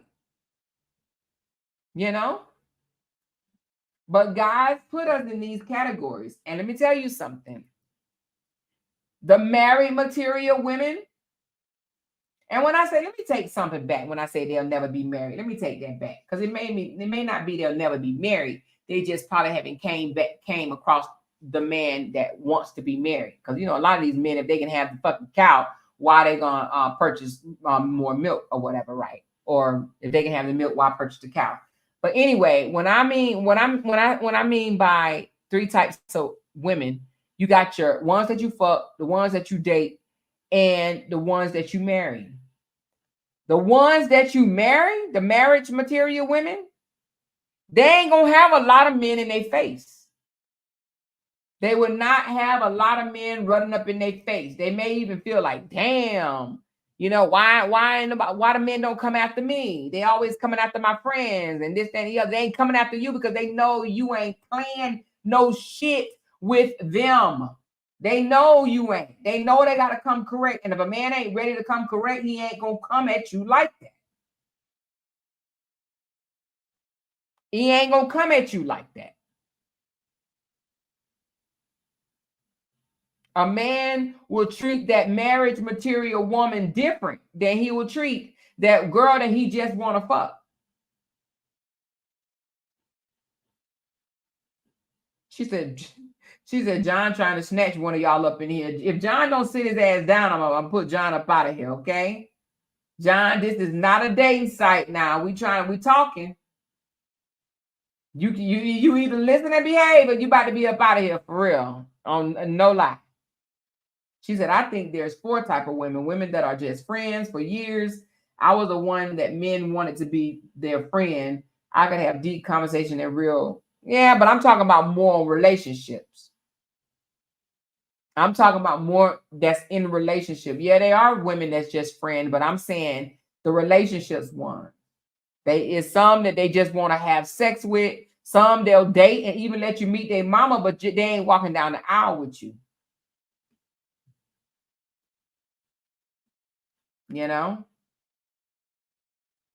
Some of them, they ain't walking down the aisle with you. But the main reason why they ain't walking down the aisle with you, because you ain't, they know that you okay with just dating them. Sometimes us women have to let these men know, I'm not about to be dating you for 10 fucking years. I'm not about to be dating and living with you and we doing married women shit. Because I ain't gonna lie, I'm that type of girl that has said that. Yes, I did. I am that woman that let a man know early. We're not about to be dating forever. You understand what I'm saying? I ain't here just to be twirling my thumbs. This ain't what it is. And being in the military, you kind of get married quick anyway, because you got, hell, 2 years later, your ass gonna be gone. And if they didn't want to lose you, they married you. She said, I just had to put my foot down today, baby. What we doing? I'm not playing at all. Listen, you got to have that conversation. You have to have that conversation. Let me tell you my favorite line. Well, I ain't said it in so damn long, but what I used to say is exactly what you said. What we doing? What is this? What you mean, what is it? What is this? What are we doing? Because I need to know. Well, we okay, spit it out. Let me know. What is this? What is this? Because what I ain't gonna do, I ain't about to sit here and play house. We ain't about to go shack up together. We call it shack, but a lot of people just call it live in. I call that move in too. We ain't about to be doing that, making future plans and shit like that or whatever, mixing our kids and grandkids together, this, that, and the other. Right? We ain't about to be doing all of that on no bullshit. So what is this? Now, here's the thing. There's some people that is perfectly fine just dating. That's fine. But if you have intentions on being married and you get with a man that don't have no intentions on being married, John may be the one that plays dresser. But if you get with a man that don't have no intentions on being married, don't think you're going to change his mind.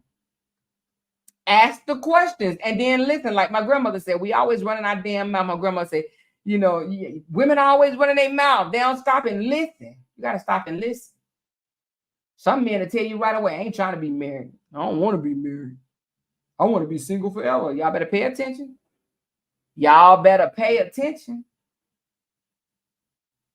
But them women, that's the marriage material women, The men ain't even gonna step to them crazy. Because even if they start to step to them crazy, they're gonna realize real fast, okay, she ain't the one to be playing with.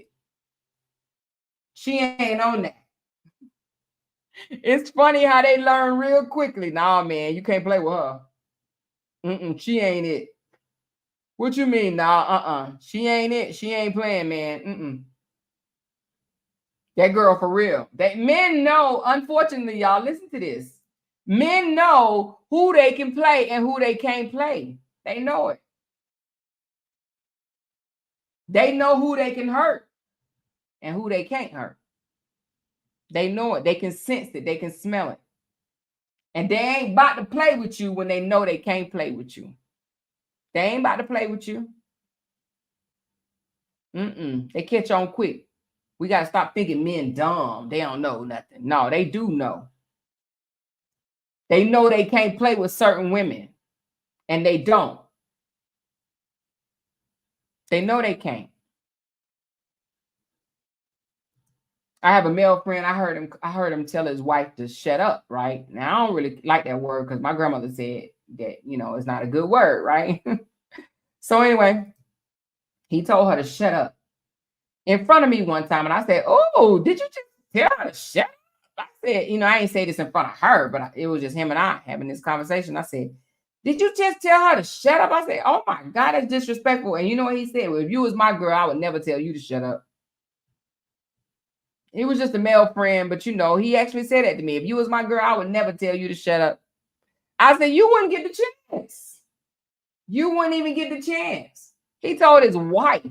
It was his wife. He told his wife to shut up. He told his wife to shut up. He said, "Oh, I would never say nothing like that to you." So they know. They know who they can talk that shit to. They know who they can call bitches and hoes and cunts and all types of nasty ass words to. They know. Exactly, Aaliyah, because she allowed it.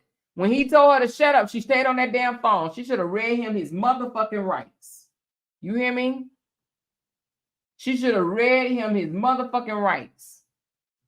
Shut up. Shut up. You tell her, my grandmother said, you tell a dog to shut up, not a human being. That's what my grandmother said. Now, every now and again, that word might slip out my mouth, but I ain't big on telling nobody to shut up. The kids, nobody.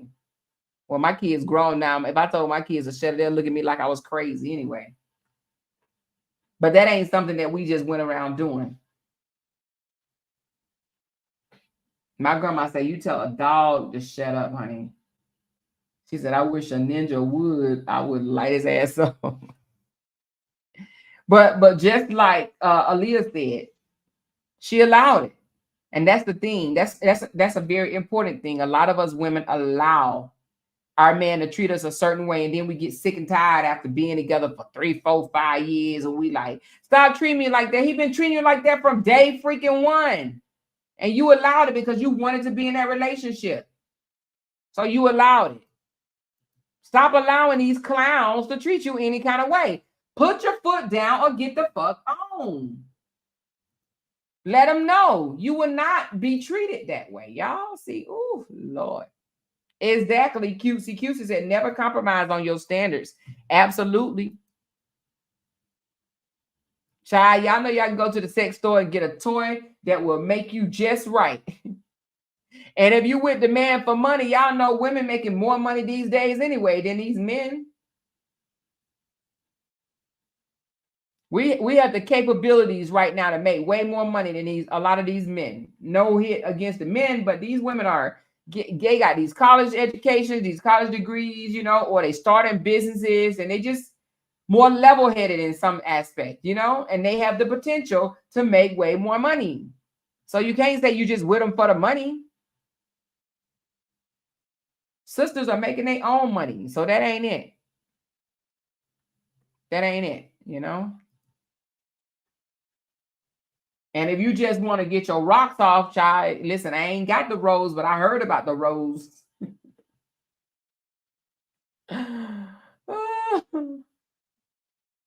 She said, and you don't have to feed it or hear it talk. See, Kim said, shit, you better get a damn rose. She said the rose don't even talk. She said the rose don't even talk, baby. The rose don't say shit back. Don't look at you crazy. Don't say, are you mad? What you mad at? And you sitting up here saying, I ain't mad at. It's asking you 15 times. You mad, aren't you? What you mad at? I ain't mad. I said I ain't mad. But if you ask me again, then I'm going to be mad. She said the rose is deadly. Listen. The rose don't talk back.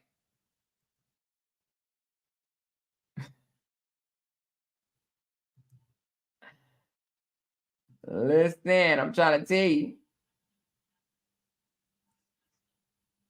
But anyway. But if you are a married material woman, if that's your desire to be married, you got to let it known up front. I wouldn't say on date one here. You're trying to figure out what type of dude this is on date one. So I definitely wouldn't say it on date one. But if it's something that, you know, if you see yourself moving to step two with this dude, let it be known. Let it be known that you ain't here to play no house, dress up, makeup, whatever. I ain't here to be nobody fiance. Listen, I ain't here to be nobody girlfriend or fiance for 10 years. Or none of that bullshit. You know what I mean? This is what it is. This is my desires.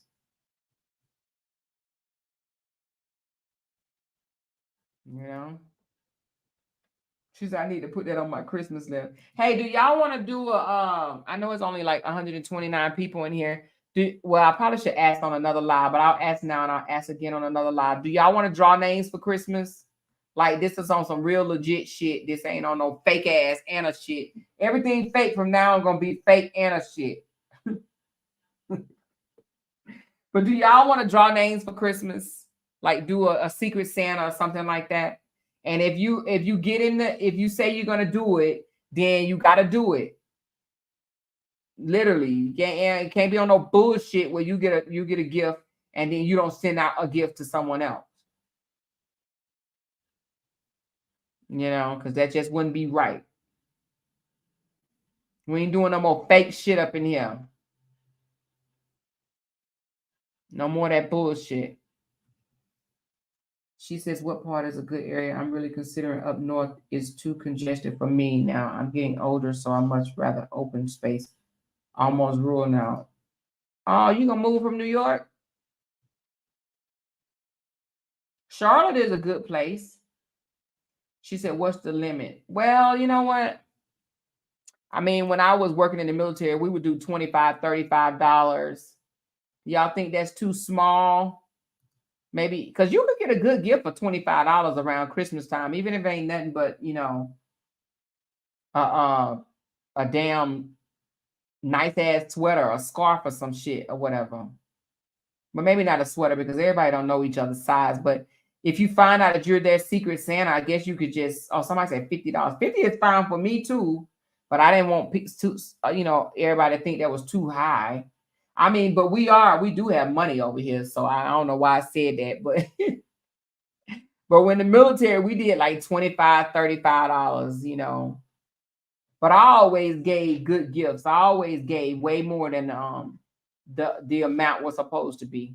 Always. I ain't never stayed in the line. I remember when we started out doing $10 gifts, and my gifts would be $25, $35. And then when we pushed it up to $25, $35, I did $50. I always did because, you know, I don't know. I just always wanted whoever got a gift from me, I wanted it to be nice. I put thought behind shit. I'm big on that.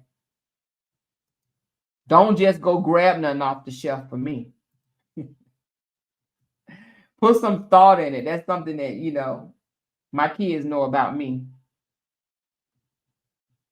They already know it.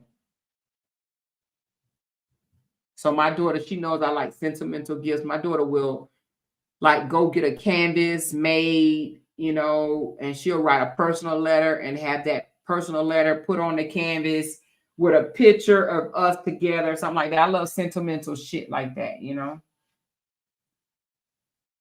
She says, would it be doing a virtual gift card? I mean, you could do a virtual gift card, but a lot of people like, I mean, a virtual gift card is, I say buy the gift. And the reason why I say that is because the virtual gift card is like, you know what I mean?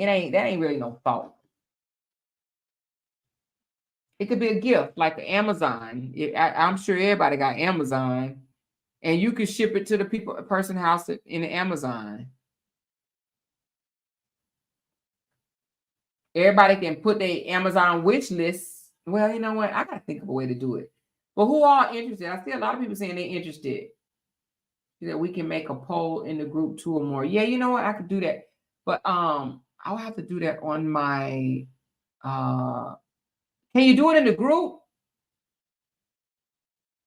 See if you could do that in the group, Rose. She said it's like, here, take the gift card and shut up. Yeah, the gift card is not. I ain't really big on no gift cards. I lose half of damn gift cards I get. I used to get all these restaurant gift cards, and then I'll be like, dang, didn't I have a such and such gift card to eat? I lose them all the time. She said, Rose, I follow you on Facebook. I'm gonna inbox you so we can engage on that outside of this. This is so sweet. I'm glad that you guys are connecting because y'all around the same age. How old are you, Foxy Lady? Listen, there's nothing wrong with making friends online too. I think this is a beautiful thing. Just as long as you don't become like a stalker or no shit like that. You don't try to be a weirdo or some shit. You know what I mean? An obsessive ass single white female type weirdo. But other than that, I think it's cool to meet somebody online. And both of y'all from New York. She said last year I did a Secret Santa. Someone I know did it through Amazon wish list. I paid for an item and Amazon shipped it directly to them. That's what I was thinking. Like an Amazon wish list. Whoever participate, we can do members only or something like that. If or is anybody in here that's not members only that's interested? But we could do like a drop your Amazon wish list, and whoever name you draw, you already see what they put on their wish list, and then you could just pick an item from that. You know? She says, Lord, LOL, I'm 13 years her single, but Rose remind me of myself. No, I'm in Philly. Oh, okay. But I mean, 13 years ain't even bad. Y'all, you could teach her something. Shit, I'm 20 years older than Brianna. Literally 20 years older than Brie. She said, my Rose page is on group restriction until the 28th or more. I can't make a post. Listen, I feel you, girl. I just got off restriction last week. And that was another thing I was thinking. I was like, damn, we done lost so many pages and shit and fucking, having to get restricted so many times and all this stuff. Like, this shit is not worth it. It's crazy. Because, like I said, like Retta had put on her page something about it used to be fun. And I said the same thing. I said, yeah, you know what? You're right. It was fun in the beginning. Then that fun turned to fucking hell. It was fun, though. We used to roast each other back and forth. That shit used to be funny as fuck. We used to run back and forth looking at stuff and just roasting each other. That stuff was fun. And then some of them people, you had people over there talking about offing themselves, not wanting to live no more. You're like, wait a minute, whoa, what? You're like, oh, hell no. Let me back away. These people are nuts. She said, are you going to set up the travel group so we can all meet each other? Yeah, I do need to do that, Kayshawn. It's so much I need to do, but I've been so busy and engaged with this bullshit that I've neglected a lot of stuff. But yes, I do. You know what? Hold on, y'all. Hold on. I'm about to do this right now. I got a group set up. It's actually Brianna's cruise group and ain't nobody in it. Hold on 1 second.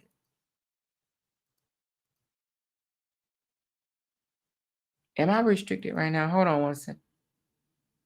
Oh shit, I'm not even on Facebook. Hold on. I do need to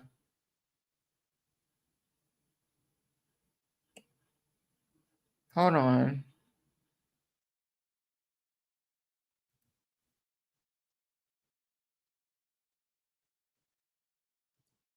All right, I am going to drop the link. How do I do it? Okay, share. I just seen share. Let me go back. Share. I'm gonna change the name because it's not gonna be a meet and greet cruise with Bree. I'm gonna change it to something else. We're still gonna do a cruise, but we're gonna just change. It's gonna be called something else. It's not just gonna be a Bree cruise. Bree gonna come. I'm gonna make her come, but it's gonna be something else. But that's the link, so y'all can join that group, and that's gonna be our travel group. If y'all want to travel with us, I'm gonna change this name, and it's gonna say something else. I don't know what it's gonna say right now. I gotta think about it. But we're gonna travel together. We have some motherfucking fun and shit. Get out of the house, and we're gonna start off, something reasonable until everybody can save up enough money to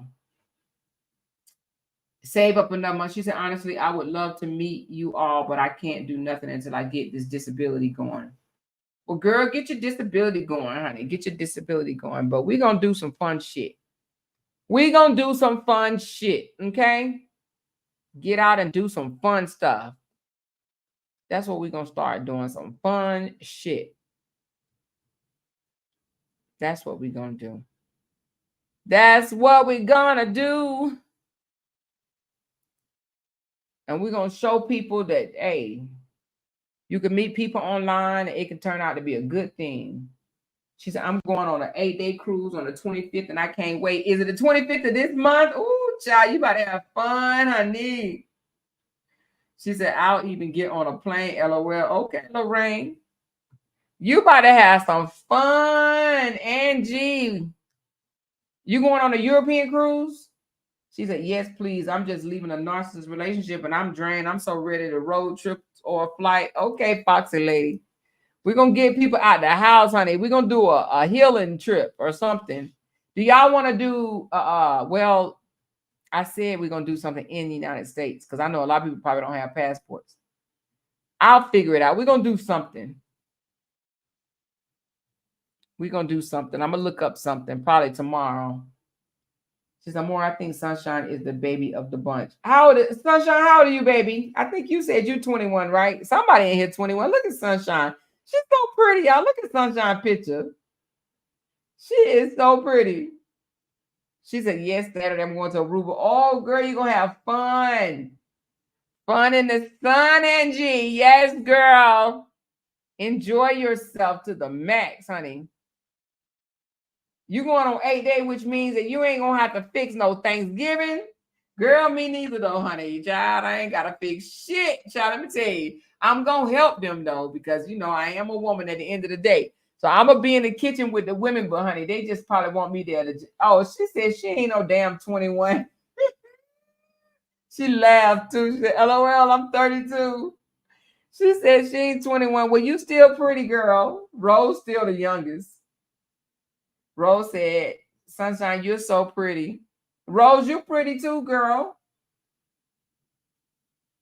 We got these babies up in here. Oh, life with pretty. Keisha said, hell, I'm 30. You pretty too, Keisha, girl. Look at y'all with y'all thick ass eyebrows. Y'all know when y'all get my age, you see my eyebrows up here. That's what the hell y'all gonna be looking like.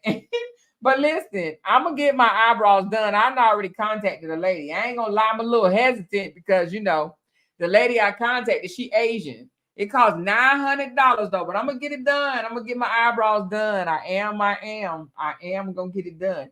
But listen, just know, you see your auntie eyebrows up there, right? This is how your damn eyebrows gonna look, Keisha, in motherfucking 20 years. No, maybe 25. But your eyebrows look good now, girl. You better just love them, honey. Just love them, love them. But they ain't going to be always thick and pretty, baby. Them jokers going to start thinning the hell out. She said, my grandmama is obsessed with you. Which one is your grandmother? Who is your grandmother? She said her grandmother is obsessed with me. Who is your grandma? She said, get yours like brie brows, not like unseasoned. Oh, yeah, I like brie brows. I do. But I am going to get me some beautiful eyebrows, honey. I am, child. You wait. Y'all wait. I'm trying to tell you, I'm getting it done. And it's going to be before Christmas. It's gonna be before Christmas. Now I asked the lady, did it hurt? She said a little bit. I'm like, God damn. I don't like pain like that, but I may have to go on and endure some pain just to get these eyebrows up on here, honey. Y'all wait. I'm gonna be acting like I'm better than the mofo, honey. She won't let me touch these eyebrows. Girl, your eyebrows are good, honey. Don't do shit to them, child. Don't do nothing to your eyebrows. They good. You start waxing them bitches, them shit's gonna come off. You hear me? Yes, honey. She said, get my brows done was the best decision ever. Which one did you do? Peace Restored. Did you do the 3? Is it a 3D? What is it called? Is it the 3D? She said she tried to look like Sharpie too dark. Oh, she won't let me touch these eyebrows. Yeah, don't do it. She said, yes, Amoira, my eyebrows look like they have alopecia. Girl. Hey, that's me. She said, I have natural thin eyebrows. Oh, you do? What, your eyebrows look good, Neat? They look good, girl. She said, I'm 5'4" and I don't know what happened to mine. I'm going with you more. Oh, I'm 54. I said 5'4". I'm 54 and I don't know what happened to mine. Listen. Now I must say I did have thick eyebrows like my daughter, right? And I, I lost all my hair or whatever through chemo. And I'm telling you, my eyebrows was like, hell no, I ain't coming back. I ain't coming back, bitch. I ain't coming back. And this is what happened. They never came back. You see what you see, right? That's all that I have. And I've tried that dyeing shit. That don't last too long. The dyeing stuff only lasts maybe 2 weeks, maybe. I'm like, I'm not about to pay to get these damn eyebrows dyed. I want some eyebrows, y'all. Oh, she said micro shading. Oh, okay. Is that what you got, micro shading? I may have to look into that then. She said, my brows are naturally thick. I look like a wolf. Well, girl, listen, you better keep looking like a wolf because, honey, I'm trying to tell you, you ain't going to always look like no wolf. She said, don't get them too thick. No, I won't. She said, I draw mine on every day. Ain't nobody got time for that right there. I don't even know how, though. I do not know how to draw on no eyebrows. I don't even know how to wear makeup. One day I'm going to get a whole makeover. I do not know how to put on makeup. I am not good at any of that shit. You hear me? She said, if you go, I'll finally get a Brazilian wax. I'm scared to get my coochie wax. I get my brows threaded and I have tattoos, but I ain't waxing from Fat Mom. Listen, when I was younger, around your age, a little bit older, I definitely had Brazilian wax, honey. Often, child. I even used to add them, put it in damn shapes and shit, like heart shapes and all kind of stuff. Okay, TMI, but guess what? I have been Brazilian waxed multiple times. You gotta go do it. That shit hurt though. I ain't gonna lie. It hurt like hell, but it's cute. It's pretty, and yeah, girl, it's sexy than a mofo. Okay, it's sexy. It's sexy, but that shit hurt. Just know it. It hurt. It hurts. She said it doesn't hurt that bad. Oh yeah, it does. That shit hurt, honey. You're gonna have to hold your teeth, grit your teeth, and everything. It hurt. She said landing strips and triangles and shit. Okay. She said she get a little trim and shave, and I'm good. Look, I'm trying to tell you, it'd be baby butt smooth. You hear me? Baby booty smooth. She said, I miss mine. I had thick eyebrows and lashes. Lupus took my eyebrows and lashes out. See, when you get sick, that shit be gone. You better, listen, hold on to what you got because you don't never know when that shit going to be gone. You don't know when it's going to be gone. Them eyebrows, girl, you better keep them. And listen, I heard one of the persons across the street said something about my gray hair. Child, let me tell you. It don't matter how much dye I try to cover up my gray hair, this motherfucker gonna come peeking back through on my sides. Y'all see my gray on my sides? I have no idea, but that's just gonna be what it is. You hear me? I could put dye in my hair, and a week later, you're gonna see some goddamn gray on the side. You hear me? I just don't know what it is. And y'all know I ain't about to go put no wig on. That's just not about to happen. But this gray, honey, this gray be like, bitch, you wasting your time. You hear me? My side be like, bitch, you are wasting your time. I can go dye my hair red right now. And next week, this damn gray on my sides is popping back out. I'm just wasting my time. I'm really wasting my time all over. But my sides, oh shit, it's just what it is. It's what it is. I can't hide it. I can't stop it. You know, maybe for a week or maybe 2 weeks. But after that, shit, that shit coming back and say, hey, bitch, I'm back. I'm like, damn, why you keep on popping? Like Grace said, I'm back, bitch. I'm back. I'm back. I'm back. She said, Amoira, listen, I'm a wig head, okay? She said, but I promise I got hair underneath. She said, I love the salt and pepper look. Hey, people think you're old as shit. I am old, but I ain't old as shit. But it ain't, I can't keep it away. I just can't. I can't. That shit just pop back up. Pow. What up, though? That's what my hair be saying. What up, though? What up, though? Zero that came here talking about I'm hung. Zero. You out of here, honey. We ain't talking about dicks right now. How about that? He out of here talking about I'm hung. 33 inches, 9. He said I'm 33 years old with 9 inches. That joker did y'all see that joker that came in here and said I'm hung? She said block Zero. Oh, I did. I got rid of him, honey, because if he got to tell what size he is, you know he ain't got it. He said I'm hung. Yeah, you hung over. To bring your ass up in here talking about you hung. Tell me I'm 33 years old and 9 inches. Take your hung ass on. Don't nobody want your 33-year-old hung ass. That joker said I'm hung. Somebody said, where he come from? The bushes? I guess, girl. Somebody said I was about to go in on Zero. Zero came in and said, I'm 33 years old and I'm hung. Somebody said he black Superman. See, you know.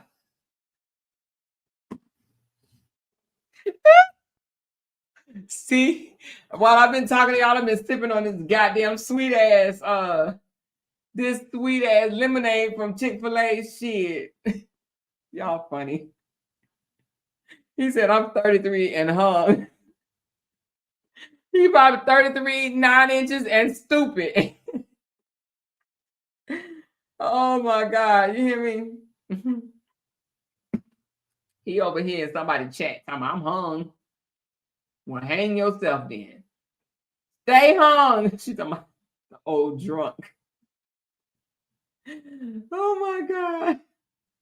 Hey, y'all want to hear something funny? I will say this. I'm going to say this. Listen, this was funny. This is not talking about nobody across the street, but this is funny. So you know how the people across the street call themselves trying to talk about Brina? They said Brina like 9-inch penises.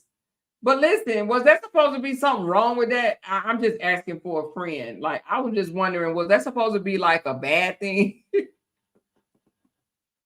Did y'all see them? It was like, what? Well, okay, and your point? Anyway. Y'all. She said, John told him about us. Oh, John, and when he got his friend, said, come in this chat, man. Got a bunch of women in there talking about roses. That's why he came up in. He heard y'all talking about them roses. He said, y'all don't need the rose. Y'all got me. She said, I just woke up from a nap and y'all in here cutting up. We went from eyebrows to dick. That's because Zero came here talking about how hung he was. Zero came here talking about he's 33 and hung 9 inches. Shit. But you're right, though. We did switch from eyebrows to dick. And that's the funny part about it. Hey, look, we can talk about anything, and I still got 100 people in here. Look at that. I still got 100 viewers in here, honey. 106 and part, y'all. Oh, she said, you better tap your way up out of here. Y'all funny. She said, and you know it's him. He the only one who in his 40s and think he's 18.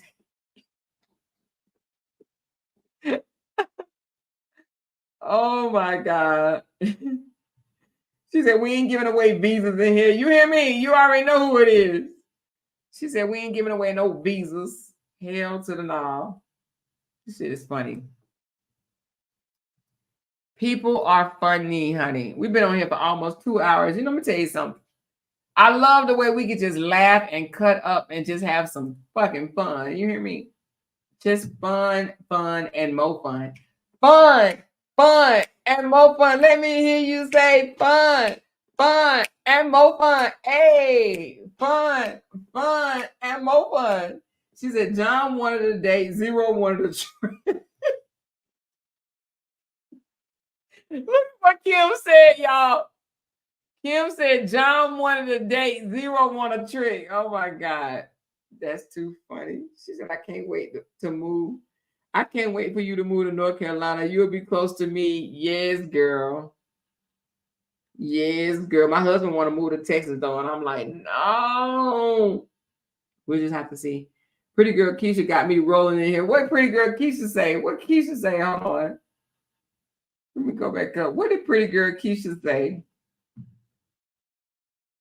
She said, and you know it's him. He don't. Oh, yeah. I got you. She said, buy Super Pack. I said the same thing and more. They call themselves bashing Brianna because she like big dicks. I know. Like, what is wrong with that? What is wrong with that? I'm like, is that a bad thing? Is that a bad thing because you like what you like? You know what I'm saying? I mean, you like what you like. Some people do and some people don't, but I thought that was weird. I was like, okay, I guess. She like 9 inches. Like, okay, so what do you like? 4? Yeah, okay, now I'll pass. She said we definitely have to pick a location so we can all meet. Something simple like maybe Atlanta or Florida. I think Florida before Atlanta because Atlanta traffic is hell. Atlanta traffic is hell. She said fun, and more fun. That's right, honey. Hey, Joyce. Hey, it's a blessing time, girl. We in here talking X-rated, y'all. Y'all know a blessing time is Marlene. We in here talking X-rated, girl. She says not pop, auntie, 2 pop, super pop. Oh, okay. She graduated from Vienna, the Polish sausage.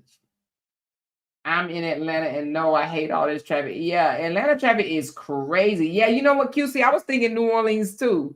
Maybe we should do New Orleans because I've never been, but whoever been to New Orleans got to get with me and we got to figure it out. We got to find out where to go and all that stuff or whatever. But I think New Orleans would be good, girl. Or either Florida or New Orleans, one or the other. I heard New Orleans have some good food and I'm down for it, y'all. I'm down for the food, y'all. I would love to taste some good food. She said more after dark. Yeah, you know what? That's what I need to name it. Matter of fact, let me change it right now. But you know what? Instead of late night check, I'm gonna say, hold on. More after dark. They're gonna be like, what the fuck? Hold on. I done changed the name to Amore After Dark. Maybe that'll make some people not want to click on it. Oh my goodness.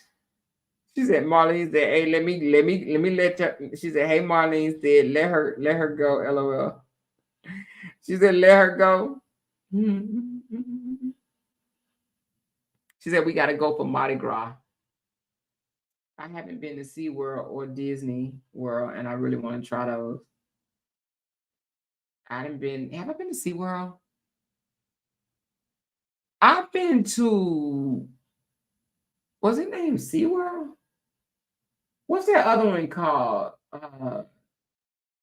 Not SeaWorld. It's let me see the name of it. What's equivalent to SeaWorld? It's not SeaWorld. Was it SeaWorld? Is SeaWorld in Tampa? No, let me see. What's the name of it? It is called Let me see where I've been. Hold on.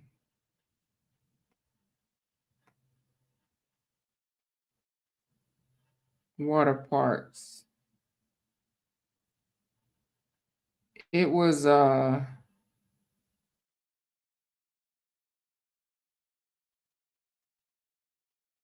don't think it was SeaWorld. What's their water park name?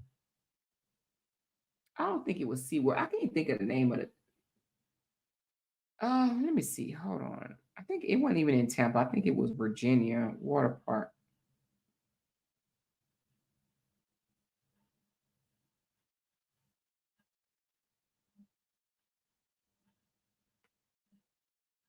I can't think of the name of it. Anyway, I don't know. I've been in one of them water parks. But SeaWorld is not a water park, though, is it? Why am I thinking SeaWorld is a water park? I don't know. It sounds familiar, but I can't remember. Yeah, I know I've been to Busch Gardens. I've been to Busch Gardens, but I'm trying to think of what was that? Is it a water park in Virginia or amusement park or something like that? Oh, SeaWorld is an aquarium. Oh, SeaWorld is an aquarium.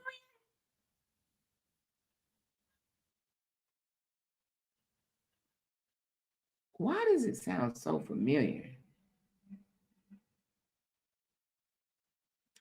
SeaWorld is an amusement park.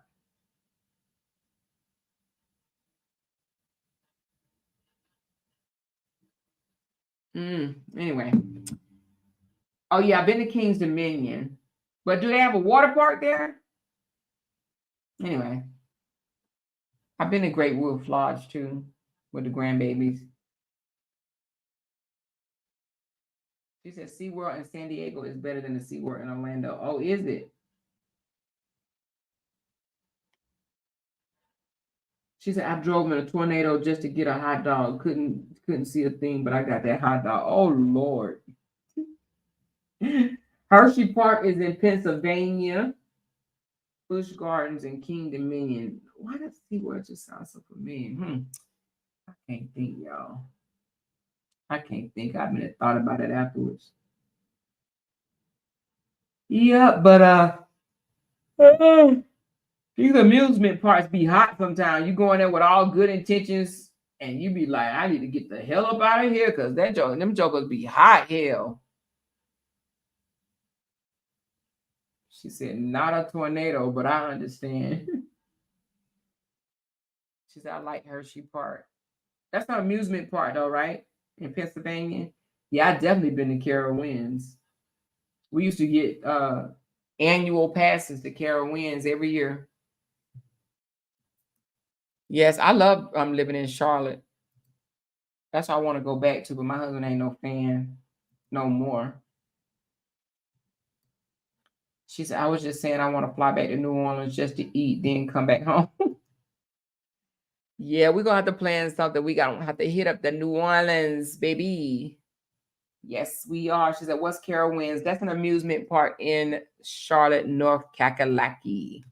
Charlotte is nice. Don't let Charlotte sleep on y'all. Charlotte is nice.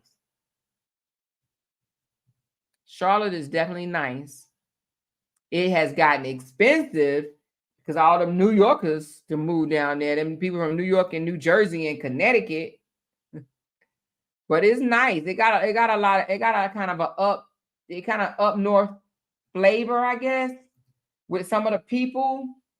But it's very, very diverse. You ain't gonna see no all blacks, you ain't gonna see no all whites. It's very diverse. It's nice though. She said, come to Greenville, South Carolina.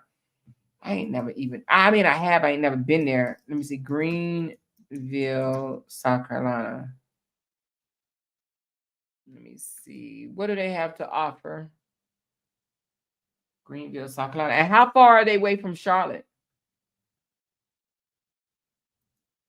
Greenville, South Carolina. Isn't Greenville, is that where they had that riot that time? Am I in the wrong place? Greenville? I think Greenville have a riot. I can't remember. She said, hey, I was one of those New Yorkers now in Cary. See? Cary is nice too now. Cary is nice too. She said, I've never been to Charlotte. Yeah, you got to go to Charlotte. Oh, Greenville's an hour and 45 minutes from Charlotte? Oh, okay. Yeah, Charlotte. We moved to Charlotte from Fayetteville. We used to live in Fayetteville and we retired from the military. She said, Amoira, someone had an idea to use everyone's Amazon wish list for gifts. I think that is a great idea. Someone can do a poll or make posts and people can post their wish list. But if you do that, then how are we going to know your address to just send it? Because, I mean, it's going to be sent to the person who wish list it was on. She said, then we can randomly pick a gift from that person's wish list. But if you pick the gift, then I'm the one that would be sending it out or whatever. She said, I want to do a cute girl trip in the cabins as well. The cabins where though? In the mountains? That'd be funny. That'd be funny as hell. Greenville is also very diverse and has a nice vibe. For real? What are they known for? What is Greenville known for?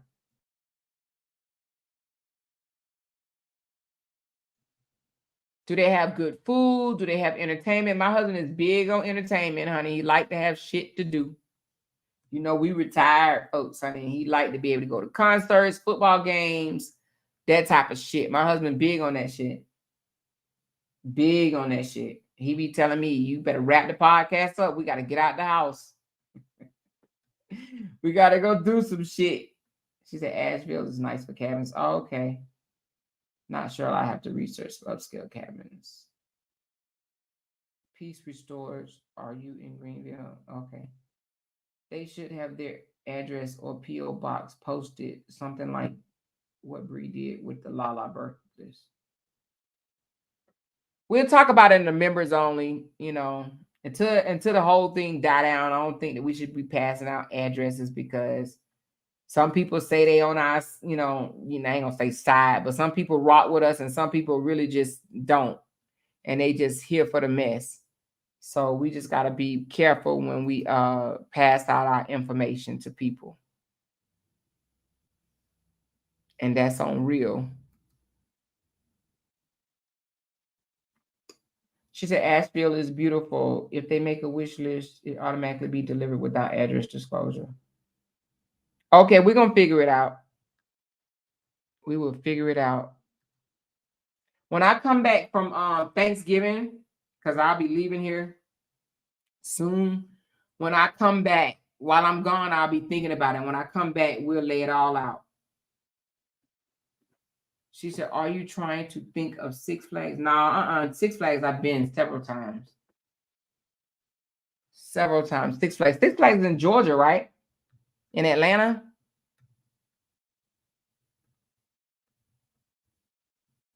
Six Flags, I think, is in Georgia. I've been to Six Flags several times. Y'all know what we used to go to a lot? This might be an old person thing. This might be an old person thing, but we used to go to the Battle of the Bands, baby. We used to follow around different cities to go to Battle of the Bands. Have y'all ever been to one of them? Man, I'm trying to tell you, if you've never been, you got to go to a Battle of the Bands, honey, and have a good ass time, child. But that might not be, that might be just for what old people like. Us old people, they bring back memories and shit. Boy, we be in them damn bleachers. It'd be so fun.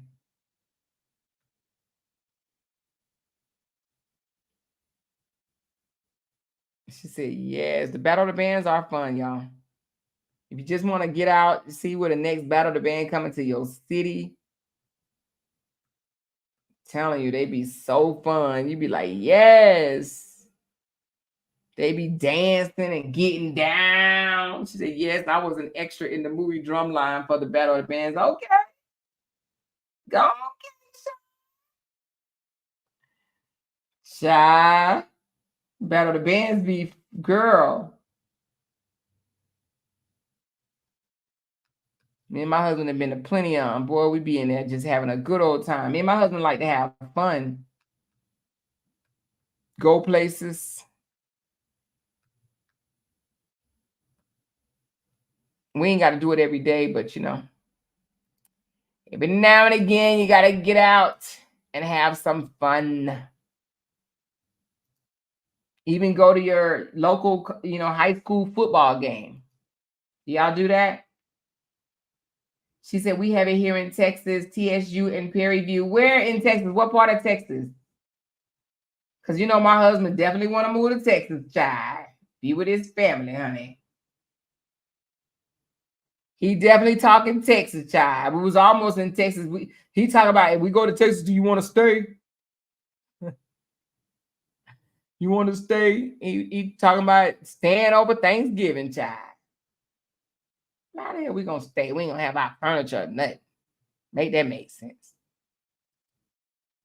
We ain't going to have our furniture or nothing. Oh, Houston, Texas? Okay. Okay, Houston. She said, my Scorpio birthday is Monday. Yay. Okay, Tammy. We're going to have to celebrate Monday. I will be on the, let me see. Hold on, let me see. I think I might be on the road.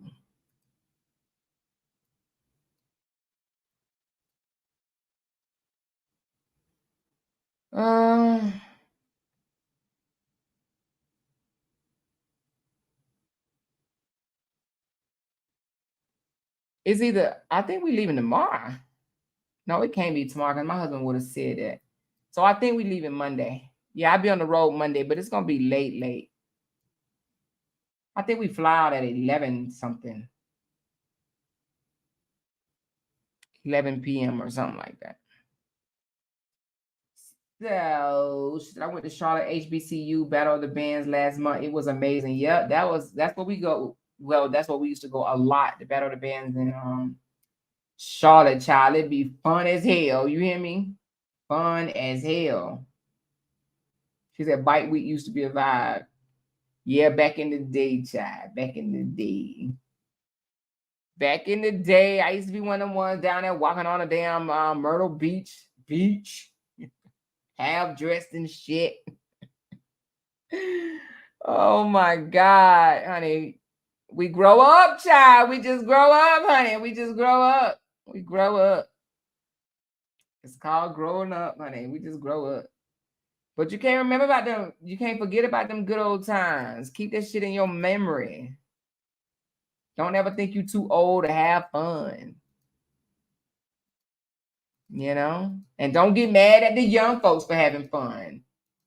Don't ever be one of them old folks that get mad at young people for having fun and try to tell them how ungodly they are, or how they going to hell, how they don't love God, how they ain't no good mama, how they don't know how to be a good wife or a girlfriend. You know what's old motherfuckers love to judge the young folks. Oh my God, I can't stand that. I can't stand no old person always say, if it was me, I would do this. If it was me, I would do that. Well, bitch, it ain't you. It ain't you. Stop talking about if it was you, you'll do this. Man, don't get me started again, because I'm going to start preaching again. I do not like older women to do that shit. If it was me, I would have done this. If it was me, I would do this. And I wouldn't even be doing stuff like that. Shut up. Just hush. Always judging folks. Always just an evil person. You an evil person to tell somebody that they evil.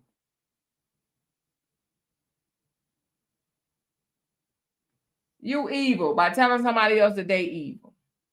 Stop telling people that they evil. You evil to think that somebody else is evil. Anyway, y'all, I'm going to start back on a whole nother subject. But I love y'all. I love y'all so much. We done been on here for 2 hours talking about a little bit of this and a little bit of that and a little bit of this and a little bit of that. She said, yes, I would stay on the south side, but party on the north side. Yeah, ain't nothing wrong with that. One of my supporters in here, she got me thinking, honey. She said she lived in the country. And listen, if you in here and you listen to me, you know I'm about to laugh at you. She live in the country and she said they go in the town. She said they go in the town every so often. I ain't heard that word in a long time. Somebody say they go in the town, honey. Would y'all live in the country? Would any of y'all live in the country where you have to go in the town like they used to do back in the day?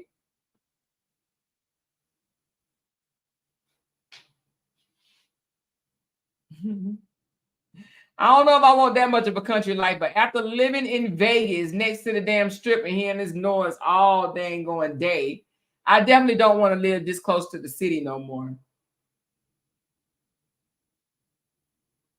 She said she would like my daughter. She said we going down the town. Down the town? Down the town? I ain't never heard of that one. Downtown or down the town? Down the town. She said, I love country life for peace. You do, girl.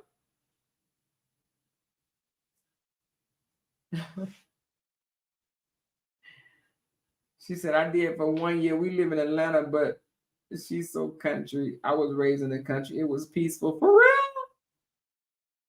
I used to want to live on a farm. For real? Oh, my God. Well, I will tell you this. I don't like the city life no more. Well, let me take it back.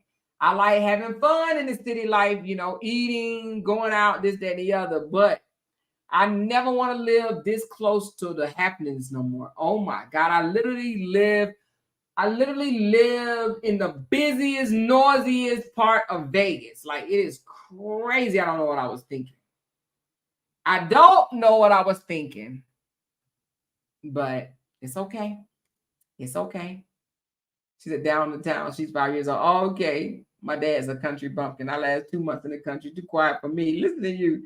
Too quiet for me.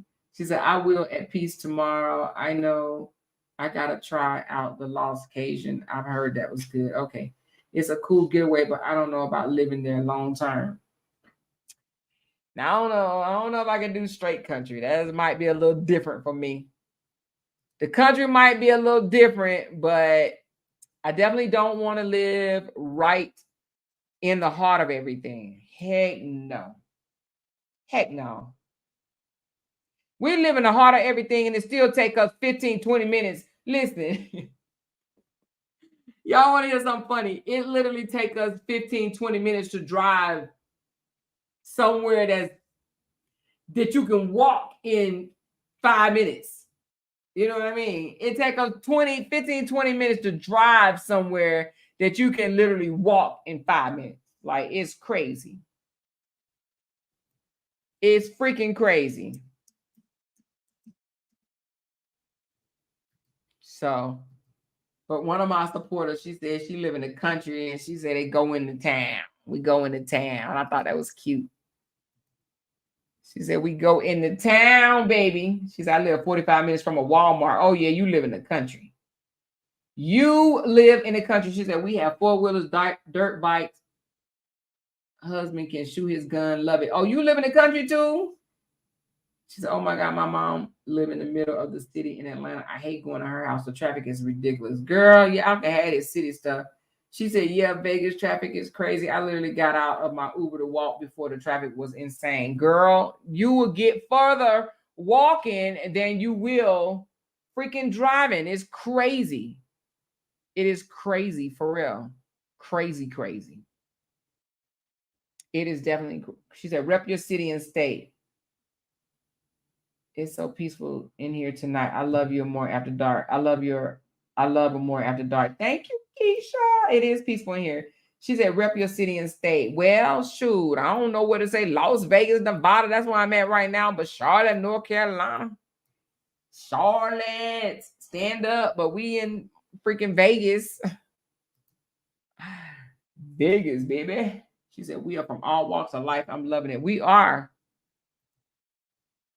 Somebody said Detroit, Michigan, Atlanta, GA. She said, Rose, oh, damn, that's some distance, child. Cleveland, Ohio. How far Rose said she go? Oh, you mean the 45 minutes from a Walmart? That's a long ass one. 45 minutes from a Walmart. You just made me think about it again. That is a long way. Golly. Girl, 45 minutes from a Walmart. You can't run out of shit. Every time you leave your house, you got to make sure you bring home a whole lot of stuff. All right, let me wrap some of this. I see Cleveland, Ohio in the house. I've been there. Richmond, Virginia, I've been there. St. Louis, Missouri, I've never been there. DV area, I've been there. Mississippi, which part? I've been to Mississippi. Catawba, South Carolina, I've been there. And you want to know why I've been there? Because I've been there to the casino there. Y'all got a casino there. Houston, Catawba is the same. Oh, wait, you said Catawba, South Carolina. Is Catawba, South Carolina, is that the same thing as 45 minutes from Charlotte? I don't know. Tell me. Because Catawba is an Indian reservation. Are you Indian? Anyway, Houston, Texas, been there. Maryland, been there. Arkansas, been there. Baltimore, been there. Brooklyn, New York, never been there, but I've been to New York, but only Times Square. Indiana, 10 minutes from Louisville, been there. Philadelphia, been there. She's I rep the birds, baby. Chicago, Illinois, that's where I was born. Gang. She said we own 800 acres of land in the deep country, about 45 minutes east of Austin. 800 acres. That's a whole city. 800 acres. That's a lot. Damn, is that your family property? Milwaukee, Wisconsin. Have I ever been to Milwaukee? Have I ever been to? I've been to Wisconsin, but was it Milwaukee? I've been to Wisconsin. I can't remember if it was Milwaukee or not. Fort Worth, Texas, never been there. Houston, Texas, I've been there. Upstate, South Carolina, born and raised. I don't know what upstate is, but I've been to South Carolina. I was stationed in Fort Jackson, Columbia.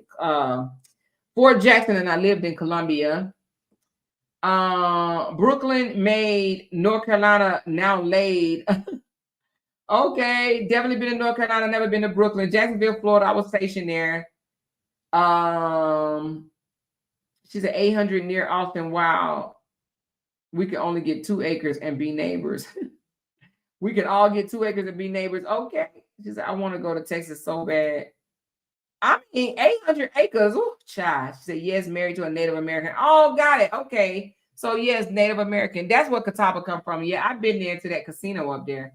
Dallas, Texas. I've been there. Just drive through. Well, I probably shouldn't say it, but it don't matter. My husband's sister live in Dallas. So one of his sisters, 2 of his sisters and his daddy. But anyway, they live in Dallas. So yeah, been there. But we just stopped through 8 and left. New York, been there, New York, Times Square. That's about the extent of it, but I've been there. I've been in New York. Yes, I've definitely been to New York.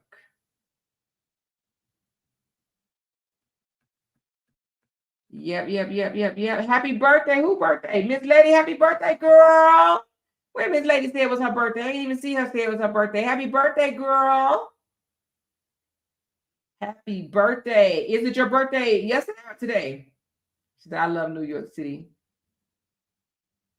I like visiting, but I wouldn't want to live in New York at all. She said, you've been everywhere. What a blessing. I have not been a lot of places other than the attraction states. Yeah, I done been all over. I've lived in a whole lot of states, y'all. A whole lot of states and a whole lot of cities. Yes, I have, child. I have. This military life, but my daddy was in the military too. So this military life ain't no joke, honey. She said, what part of Arkansas did you visit, Miss Amoira? I think it's called Rogers, Arkansas. Is that a name of it? It sounds so familiar. Hold on. That's where my freaking brother and sister-in-law live. Let me see. Rogers. Not my brother, but my brother-in-law. Is it a Rogers, Arkansas? I think that's what it is. I hope they don't get mad at me. Shit. Yeah, Rogers, little small ass. Yes, we went to Rogers, Arkansas for a family reunion. Yes, just for a weekend, 3, 4 days, something like that. Something like that, something like that, something like that. I ain't like it. I can't see myself staying there at all. She said, I've been to Little Rock, Arkansas. I've never been to Little Rock. I ain't even like where I went. I was like, what the hell? What the hell are we? How y'all stay here? And they said it's boring. I'm like, how can y'all stay somewhere boring? But people be staying places for their job. You know what I mean? They be staying for their job, not me. Well, I ain't saying no, not me. Look at me. Not me. I went a whole lot of places for my job. She said, Neek and I need to arrange a little road trip. LOL. Yes, girl. Go on and do that, honey. She said, my brother deer hunt there every year. Okay.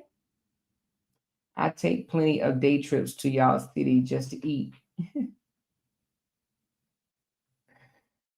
Yeah, girl. I'm trying to go to Chicago or New Orleans on my next trip.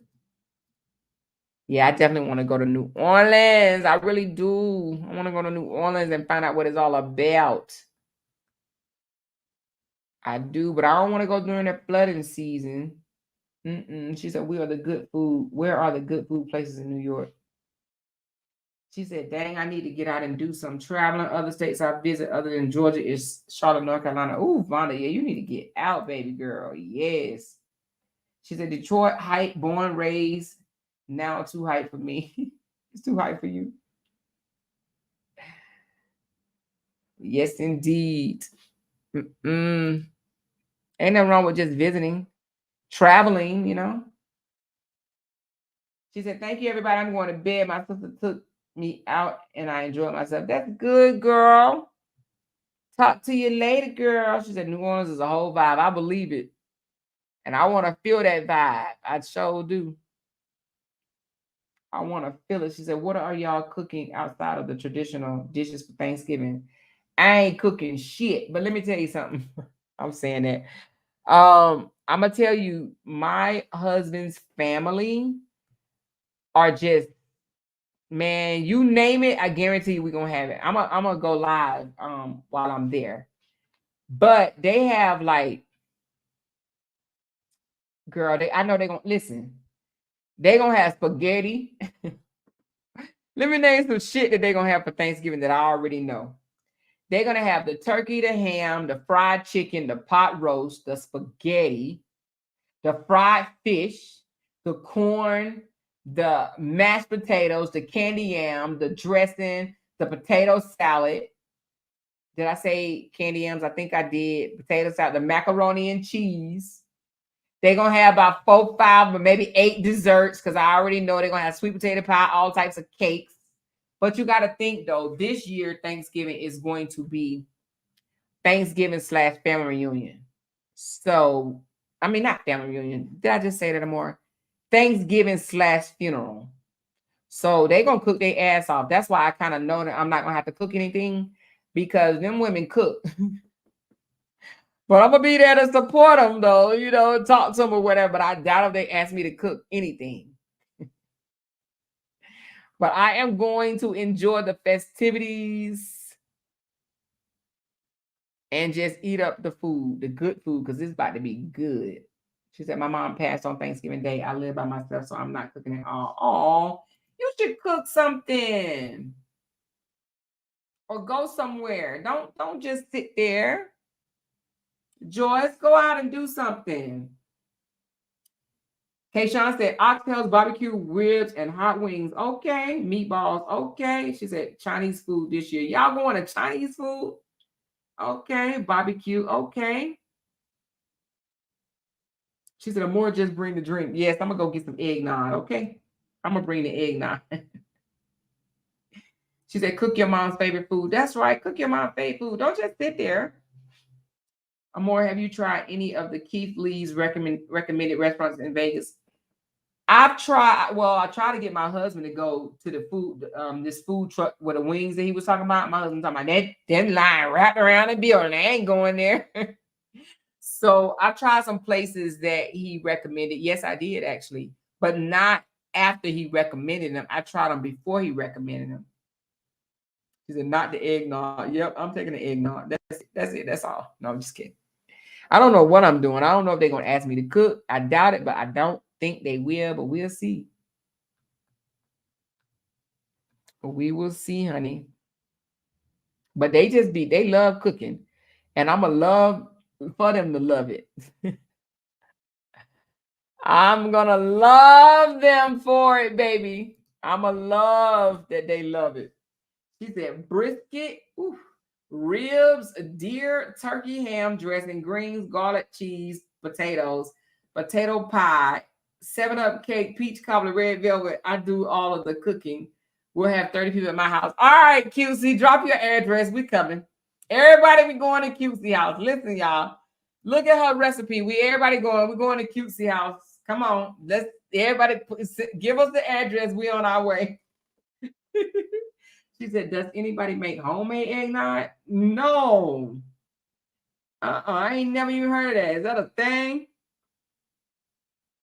She said, I'm ready to decorate my tree. We're going out with the Grinch theme. Girl, go ahead and decorate it. Everybody decorate a tree now before Thanksgiving. We ain't gonna have no tree.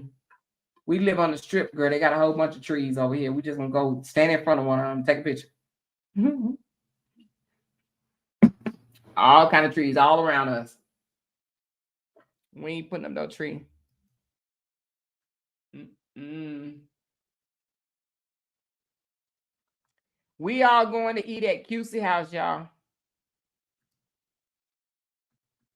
We are going to eat at QC house, y'all. She's already got my tree up. It's 11:15. I'm surprised my husband ain't came in and said, you coming to bed? I'm like, not yet. Oh, Lord. We've been on here for 2 hours, honey. I ain't even going to try to monetize this one right here.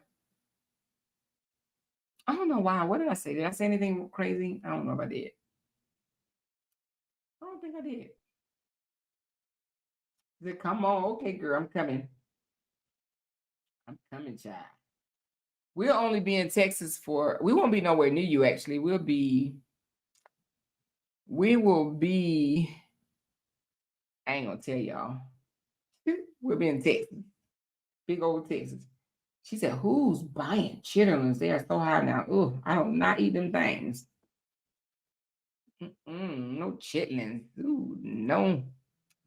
Y'all can have them chitterlings, honey. Ooh, they probably gonna have them nasty, smelling, stinky things at the damn. I hope they don't, Lord Jesus. If they do, I'm gonna have to step outside. I hope them country folks down there don't have no damn chitlins. I hope they don't, but we'll see. I'll let y'all know. I'm gonna let you know I won't be eating none. If my husband eat them things, he ain't gonna be able to kiss me for a week. She said, well, if we don't talk to y'all about Thanksgiving, have an enjoy. Okay, thank you, Kim. That's right. If we don't get a chance to talk before Thanksgiving, which I'm sure we will, because when we fly to Texas, we got a long drive to Mississippi, y'all. We're gonna be driving. My husband said we got a 10-hour drive, and I'm like, 10 hours. I'm like, 10 hours? What the freak? Why are we flying to Texas to drive 10 hours? But anyway, I'm going with the flow, child. I'm going with the flow. I gotta bite my tongue and don't say nothing crazy. So I know I'm gonna need an outlet. I know I'm gonna have to talk to somebody. Listen, she said this man in Alabama is making a killing selling them. He is shipping them. Ew. He's shipping chillins? Ew. Wow, I guess. How you do that? How you ship chillins? That ain't gonna stink. I don't know. I don't know. I don't know.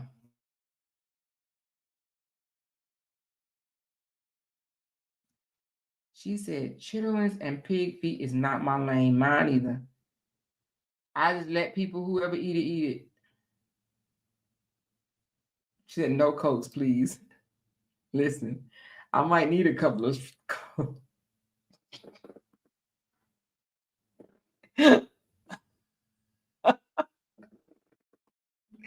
I might need a couple of Cokes. I know I'm gonna need some Coke. All right, anyway, y'all. I see people saying they getting sleepy. I love y'all so much. I'm about to hop off of this. She said, no disrespect for the people that eat them. I'm glad my family won't pay the price for them. How much they cost? Are they a lot?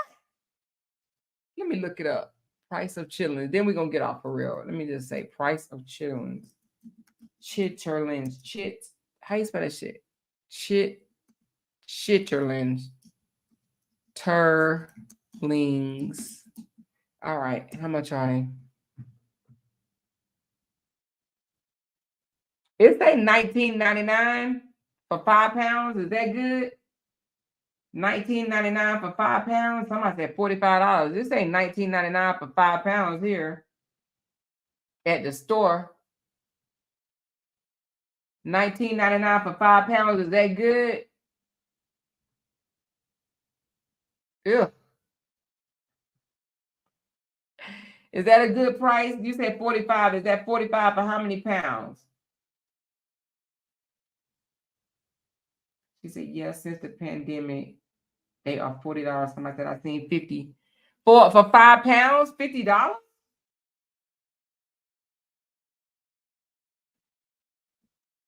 This thing say you can DoorDash some chitterlings. Who want me to DoorDash them some chitterlings? This is 10 pounds for 10 pounds for $43.95.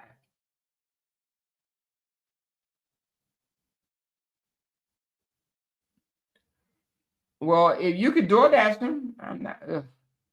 She said they want $45 a bucket here, but that's the price. They usually are $19.99. Well, this one say 10 pounds for a bucket of chitterlings for $43.95.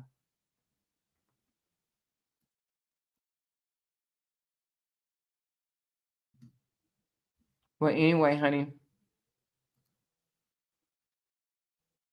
Oh, here go Walmart got chitterlings. They said they frozen.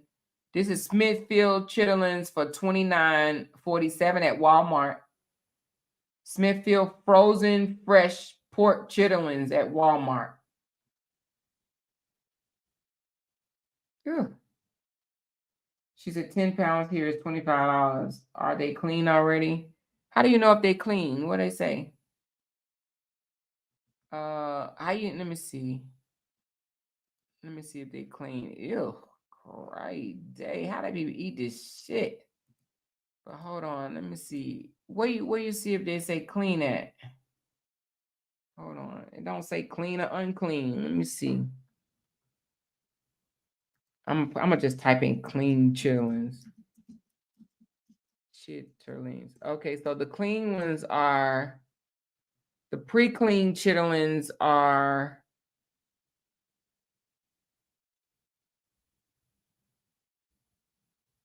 well, I put pre-cleaned in there and then it said they don't have no pre-cleaned chitterlings, is what they said. So they ain't got them. They out, I guess.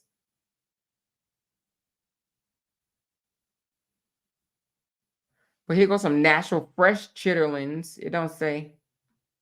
They even got some chitterling season. Ugh. Anyway. Honey, y'all make sure y'all eat all the chitterlings in the world. So there won't be none for me, child. I ain't. Somebody said DoorDash chitterlings. Hey, say that DoorDash them to you. You know, DoorDash does Walmart and stuff like that. You know that, right? Never cleaned enough. She said, my kids hate that smell. I do too. Don't judge me, but I like it. Ooh, Lord. Tiny. Or Foxy Lady. She said, you have to clean them. I don't look that way. Me neither. It's my soft girl skills. I don't look that way either, girl. She said, Detroit have chitlins in the house. She said, Detroit used to have a chitlin house. What? The hell is a chitlin house? where they make them. She said, take away smell, boil with onions or potatoes. Okay, Lynn, dropping some gems over here for you chitlin eaters. Just take a boiled onion. No, wait a minute. Smell. Boil onion. Boil them with onions and potatoes. Boil them with onions and potatoes. She said, don't judge me, but I'm Caucasian and I used to eat them soaked in mustard. Oh my God, Kim. You eat chitlins soaked in mustard? Girl, well, I don't eat them at all, but just meat and mustard don't even sound right, but I guess. She said, you do, but the pre-clean is better because they aren't all caked up with shit. Wait a minute. Wait a minute. The chitlins be having shit on it? Wait a minute. Wait a minute. Y'all be buying meat with shit on them and you bring them home and cook it? What's wrong with y'all? Wait a minute. Wait a minute. Did you just say caked up with shit? I know it's intestines, but does it have shit on it? My God. Are you kidding me? She said, duh, they are intestines. But shit, y'all silly. Oh my God. I ain't never kissing my husband again. If he eats some fucking meat. Listen, I understand that they are intestines, but I thought by the time they get to the stove, all the shit is out. You mean to tell me, she said the shit is still there. Oh, God. That's gross. Why in the hell would y'all eat that? Why in the world would y'all eat that? Ew. And why would you want to clean that shit? That's like fucking cleaning a dirty baby diaper and cooking that shit. Like, what the hell? Y'all actually cook chitterlings and clean them? Ew. She said the shit is still there. She said, yes, they do have poop on them and you have to clean it out unless you have pre-clean. Yeah, nah. Monique, y'all done made that shit up. You hear me? Y'all done made that shit up. Hell to the no. Ain't no way. Ain't no way. Ain't no way. Ain't no way. I'm not eating that shit. That right there alone would make me not want to eat that. She said it'd take me 6 hours to shut the front door. Shut the front door. Who gonna eat something that takes 6 hours to clean? Are you? You take you 6 hours to. Why even want them after that? Why would you even want to eat something that takes you 6 hours? You didn't even say 6 hours to cook. You said 6 hours to clean. Nah, I'm good. I'm good. I ain't never making no chitlins in my house. If y'all ever come to my house, that is one thing that you will not eat, and that's chitlins. You hear me? Chitterlings. Hell to the no. Y'all can have it. 6 hours to clean. I ain't taking 6 hours to clean shit. I mean, when you say 6 hours to clean, maybe you soak them. Maybe that's what it is. Do you soak them for 6 hours in maybe vinegar and lemon juice or something like that? I could see that. But 6 hours of you standing there and doing some shit, hell no.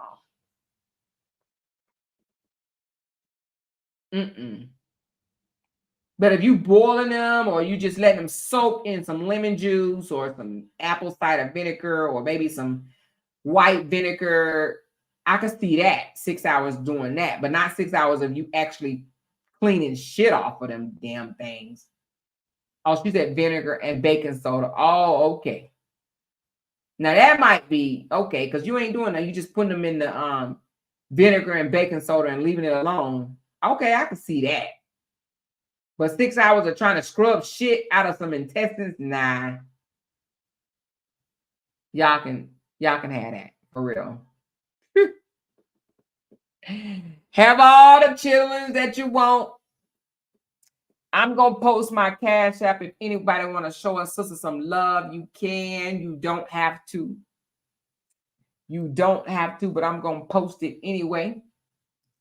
If anybody want to show us sister some love, go right ahead. She said, pig feet was gross to me, even though they were clean. The thought of them walking around in shit and slop grossed me out. I don't eat pig feet. I think that's disgusting too. It's fat. I don't like anything that's fat. Fat meat. That's nasty. She said they are very chewy. Wait a minute. Chitlins is chewy? How chitlins chewy? Shit, I don't know, y'all. It look fat to me. Chitlins is chewy? Ew. I'm a texture person. She said people in Atlanta started chitlin cleaning business and they making so much money. Are you fucking... Oh. Jay? He could be like, leave me alone. We gonna start a chitlin cleaning business. No, I'm just playing. Ain't no damn way.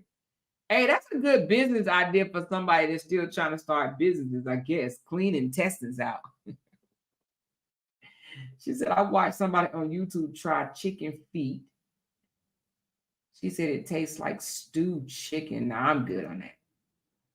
She said, I've tried pig ears once. Nope, that's not going to happen. She says, nah, She said, I love barbecue pig feet. My mama used to falling off the bone. Oh, yeah, nah. She said, if they chew, they didn't do it right at all. Ooh, she said, them chewy damn chitlins ain't it. She said them chewy chitlins is not it, honey. If you eating chewed up chewy chitlins, you got it wrong, baby. You got it wrong. Chitlins not supposed to be chewy. She said, my cousin in North Carolina eat chicken feet. I don't like that either. Nah, I ain't eat nobody chicken feet.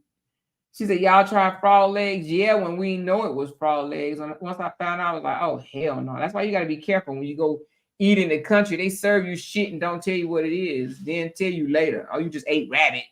You be like, you just ate possum. You be like, what the fuck did I eat? She said, that's what I was telling you, Amoira. He is making a killing. People are actually driving there to get them. Oh, my goodness. Okay, Royce, I guess, child.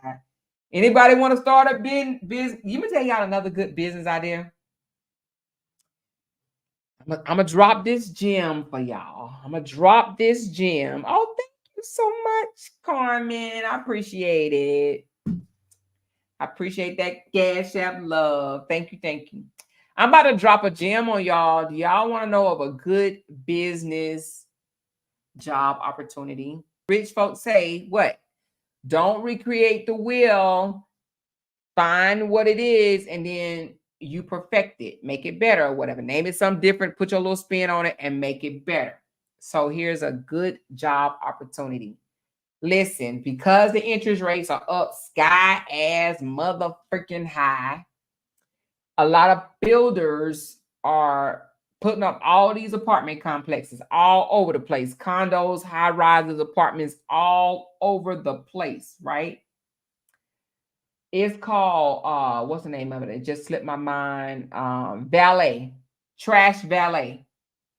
It's a thing, honey. Trash valet is a thing. You can get partnerships, or should I say contracts, with the new apartment complexes and have your own trash valet service.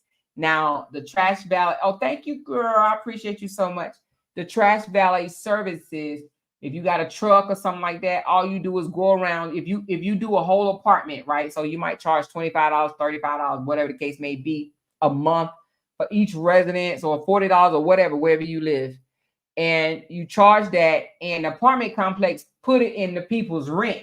So let's just say if you got a apartment complex with like 200 units, I'm just going to say that. Let me do a little math because I don't know.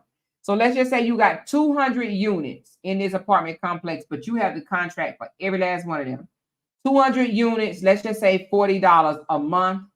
That's $8,000 a month that you will make just off that apartment complex. But you are responsible, or have a team, or however you want to do it, and you go around after 5 o'clock or 5, 6 o'clock or whatever, what time they have to have their trash already sitting outside the door. So you ain't got to knock on nobody's door, none of that shit. And it's restrictions come with it. Like it can't be no bag falling apart or no shit all laid out on the damn thing. It got to be neat and in order. You just go by, you have somebody pick them bags up and you take them to the dumpster. It's called trash valet. You hear me? But it's a good business to do. If you get you at least 2 or 3 apartment complexes under contract, girl, you making some good ass money. Do you hear me? And you ain't even got to do it yourself. If you can get 3 or 4 2, 3 or 4 apartment complexes or whatever, and you get you some workers and pay them, pay them a good $20 an hour, or maybe a little bit more, or something like that. Because you don't want to be trying to pay nobody no real cheap amount because people ain't gonna want to do it. But if you pay somebody 20, 22, whatever amount of hour, wherever you live, depending on where you live, and you have them do it and dump these people trash, you got a whole trash valet business. Y'all can thank me later, but I'm just saying that's a good business idea. And you might say, oh, people are already doing it. Listen, they throwing up apartments all over the place. You hear me? All over the place. So trash valet is a good business to start. You own your own business. You make your own money. She said, run that by me one more time, Amoira. Trash valet, Foxy lady. Do you live in an apartment or a house? Because most apartments now have trash valet already in the damn, you already paying for your trash pickup. Because they put it in your rent. You know? She said, that's a great idea. Listen, it's a good business to do. It is a good business to do, I'm telling you. But you got to go and talk to, you got to be a people person, or you or your man or whoever. You go and talk to, yes, trash valet. It's trash valet. You have to talk to your apartment place, or either you can talk to an old apartment place that don't have it already, or you can talk to some of these new ones that's standing up that don't already have a contract. And don't try to go in there real high, because then you're going to get somebody else to beat you out of it. But okay, she said $25. So all right. So if you do $25, and most apartment complexes got more than 200 units. I just said 200 units just to say that. But $25 times 200 units, then that's $5,000 a month that you making just off that apartment complex. That's a contract that you guaranteed $5,000 for.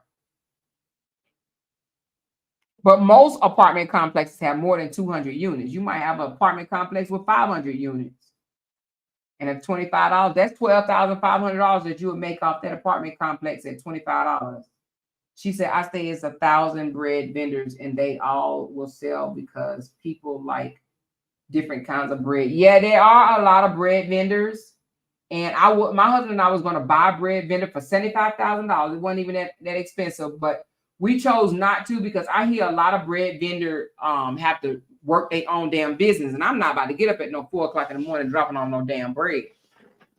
But they said it's hard to keep workers doing that. So it's hard to keep people that'll actually deliver that damn bread for you. You got to be in the store all early in the morning. And if you own the bread business and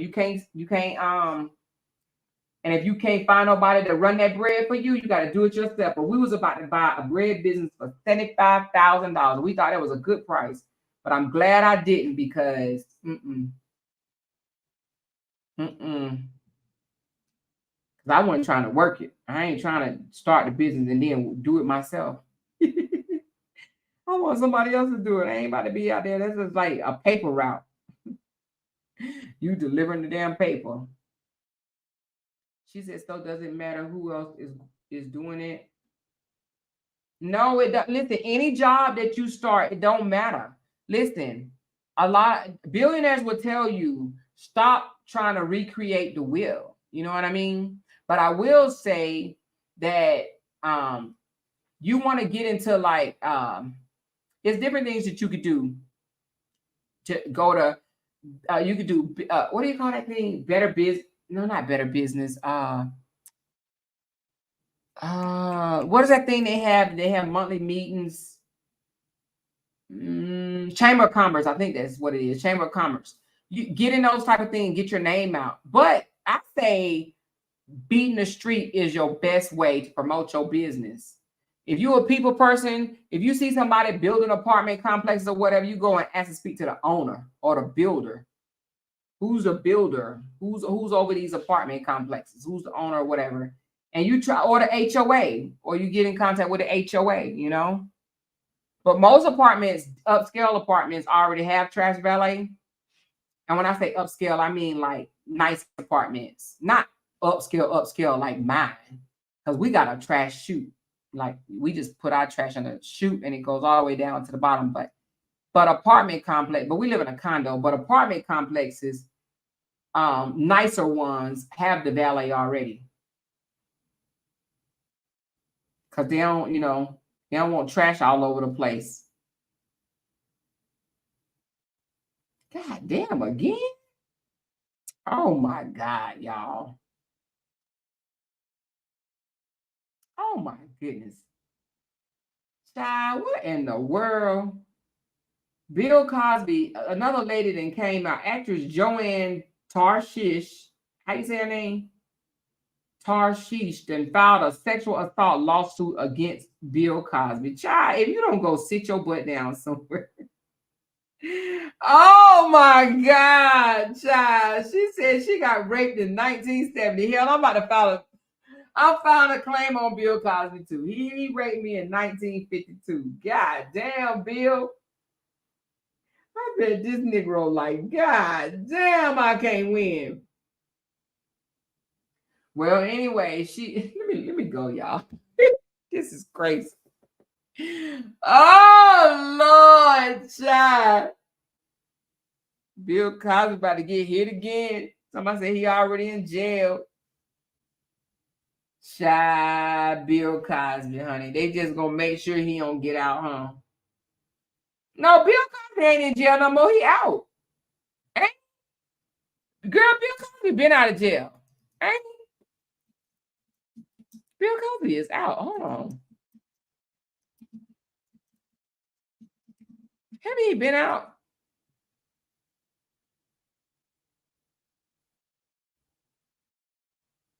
Yeah, he got out in 2021. Bill Cosby, he been out of jail since 2021. She said, I live in an apartment. They have dumpsters outside. But the ones that have dumpsters outside don't mean that they won't sign up for a valet trash. He out of jail, child. That man been out of jail since 20. Let me see. It says he got out. It said he walked free after 3 years in 2021. He got put in 2018. He walked free in 2021. Yep. I think June. Let me see. Was it June? Well, anyway, he got out. He got out in 2021.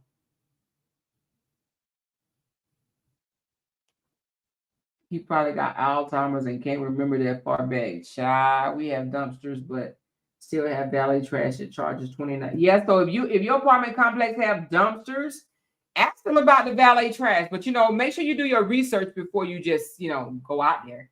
Just look it up, valet trash services. Do your research, learn what your competition is doing or whatever, and go for it, child. And you ain't even got to do it. You can find workers, child. You can find you some workers, honey.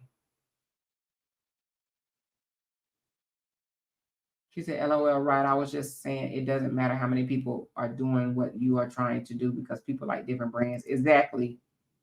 Put a little spin on it. You know what I mean?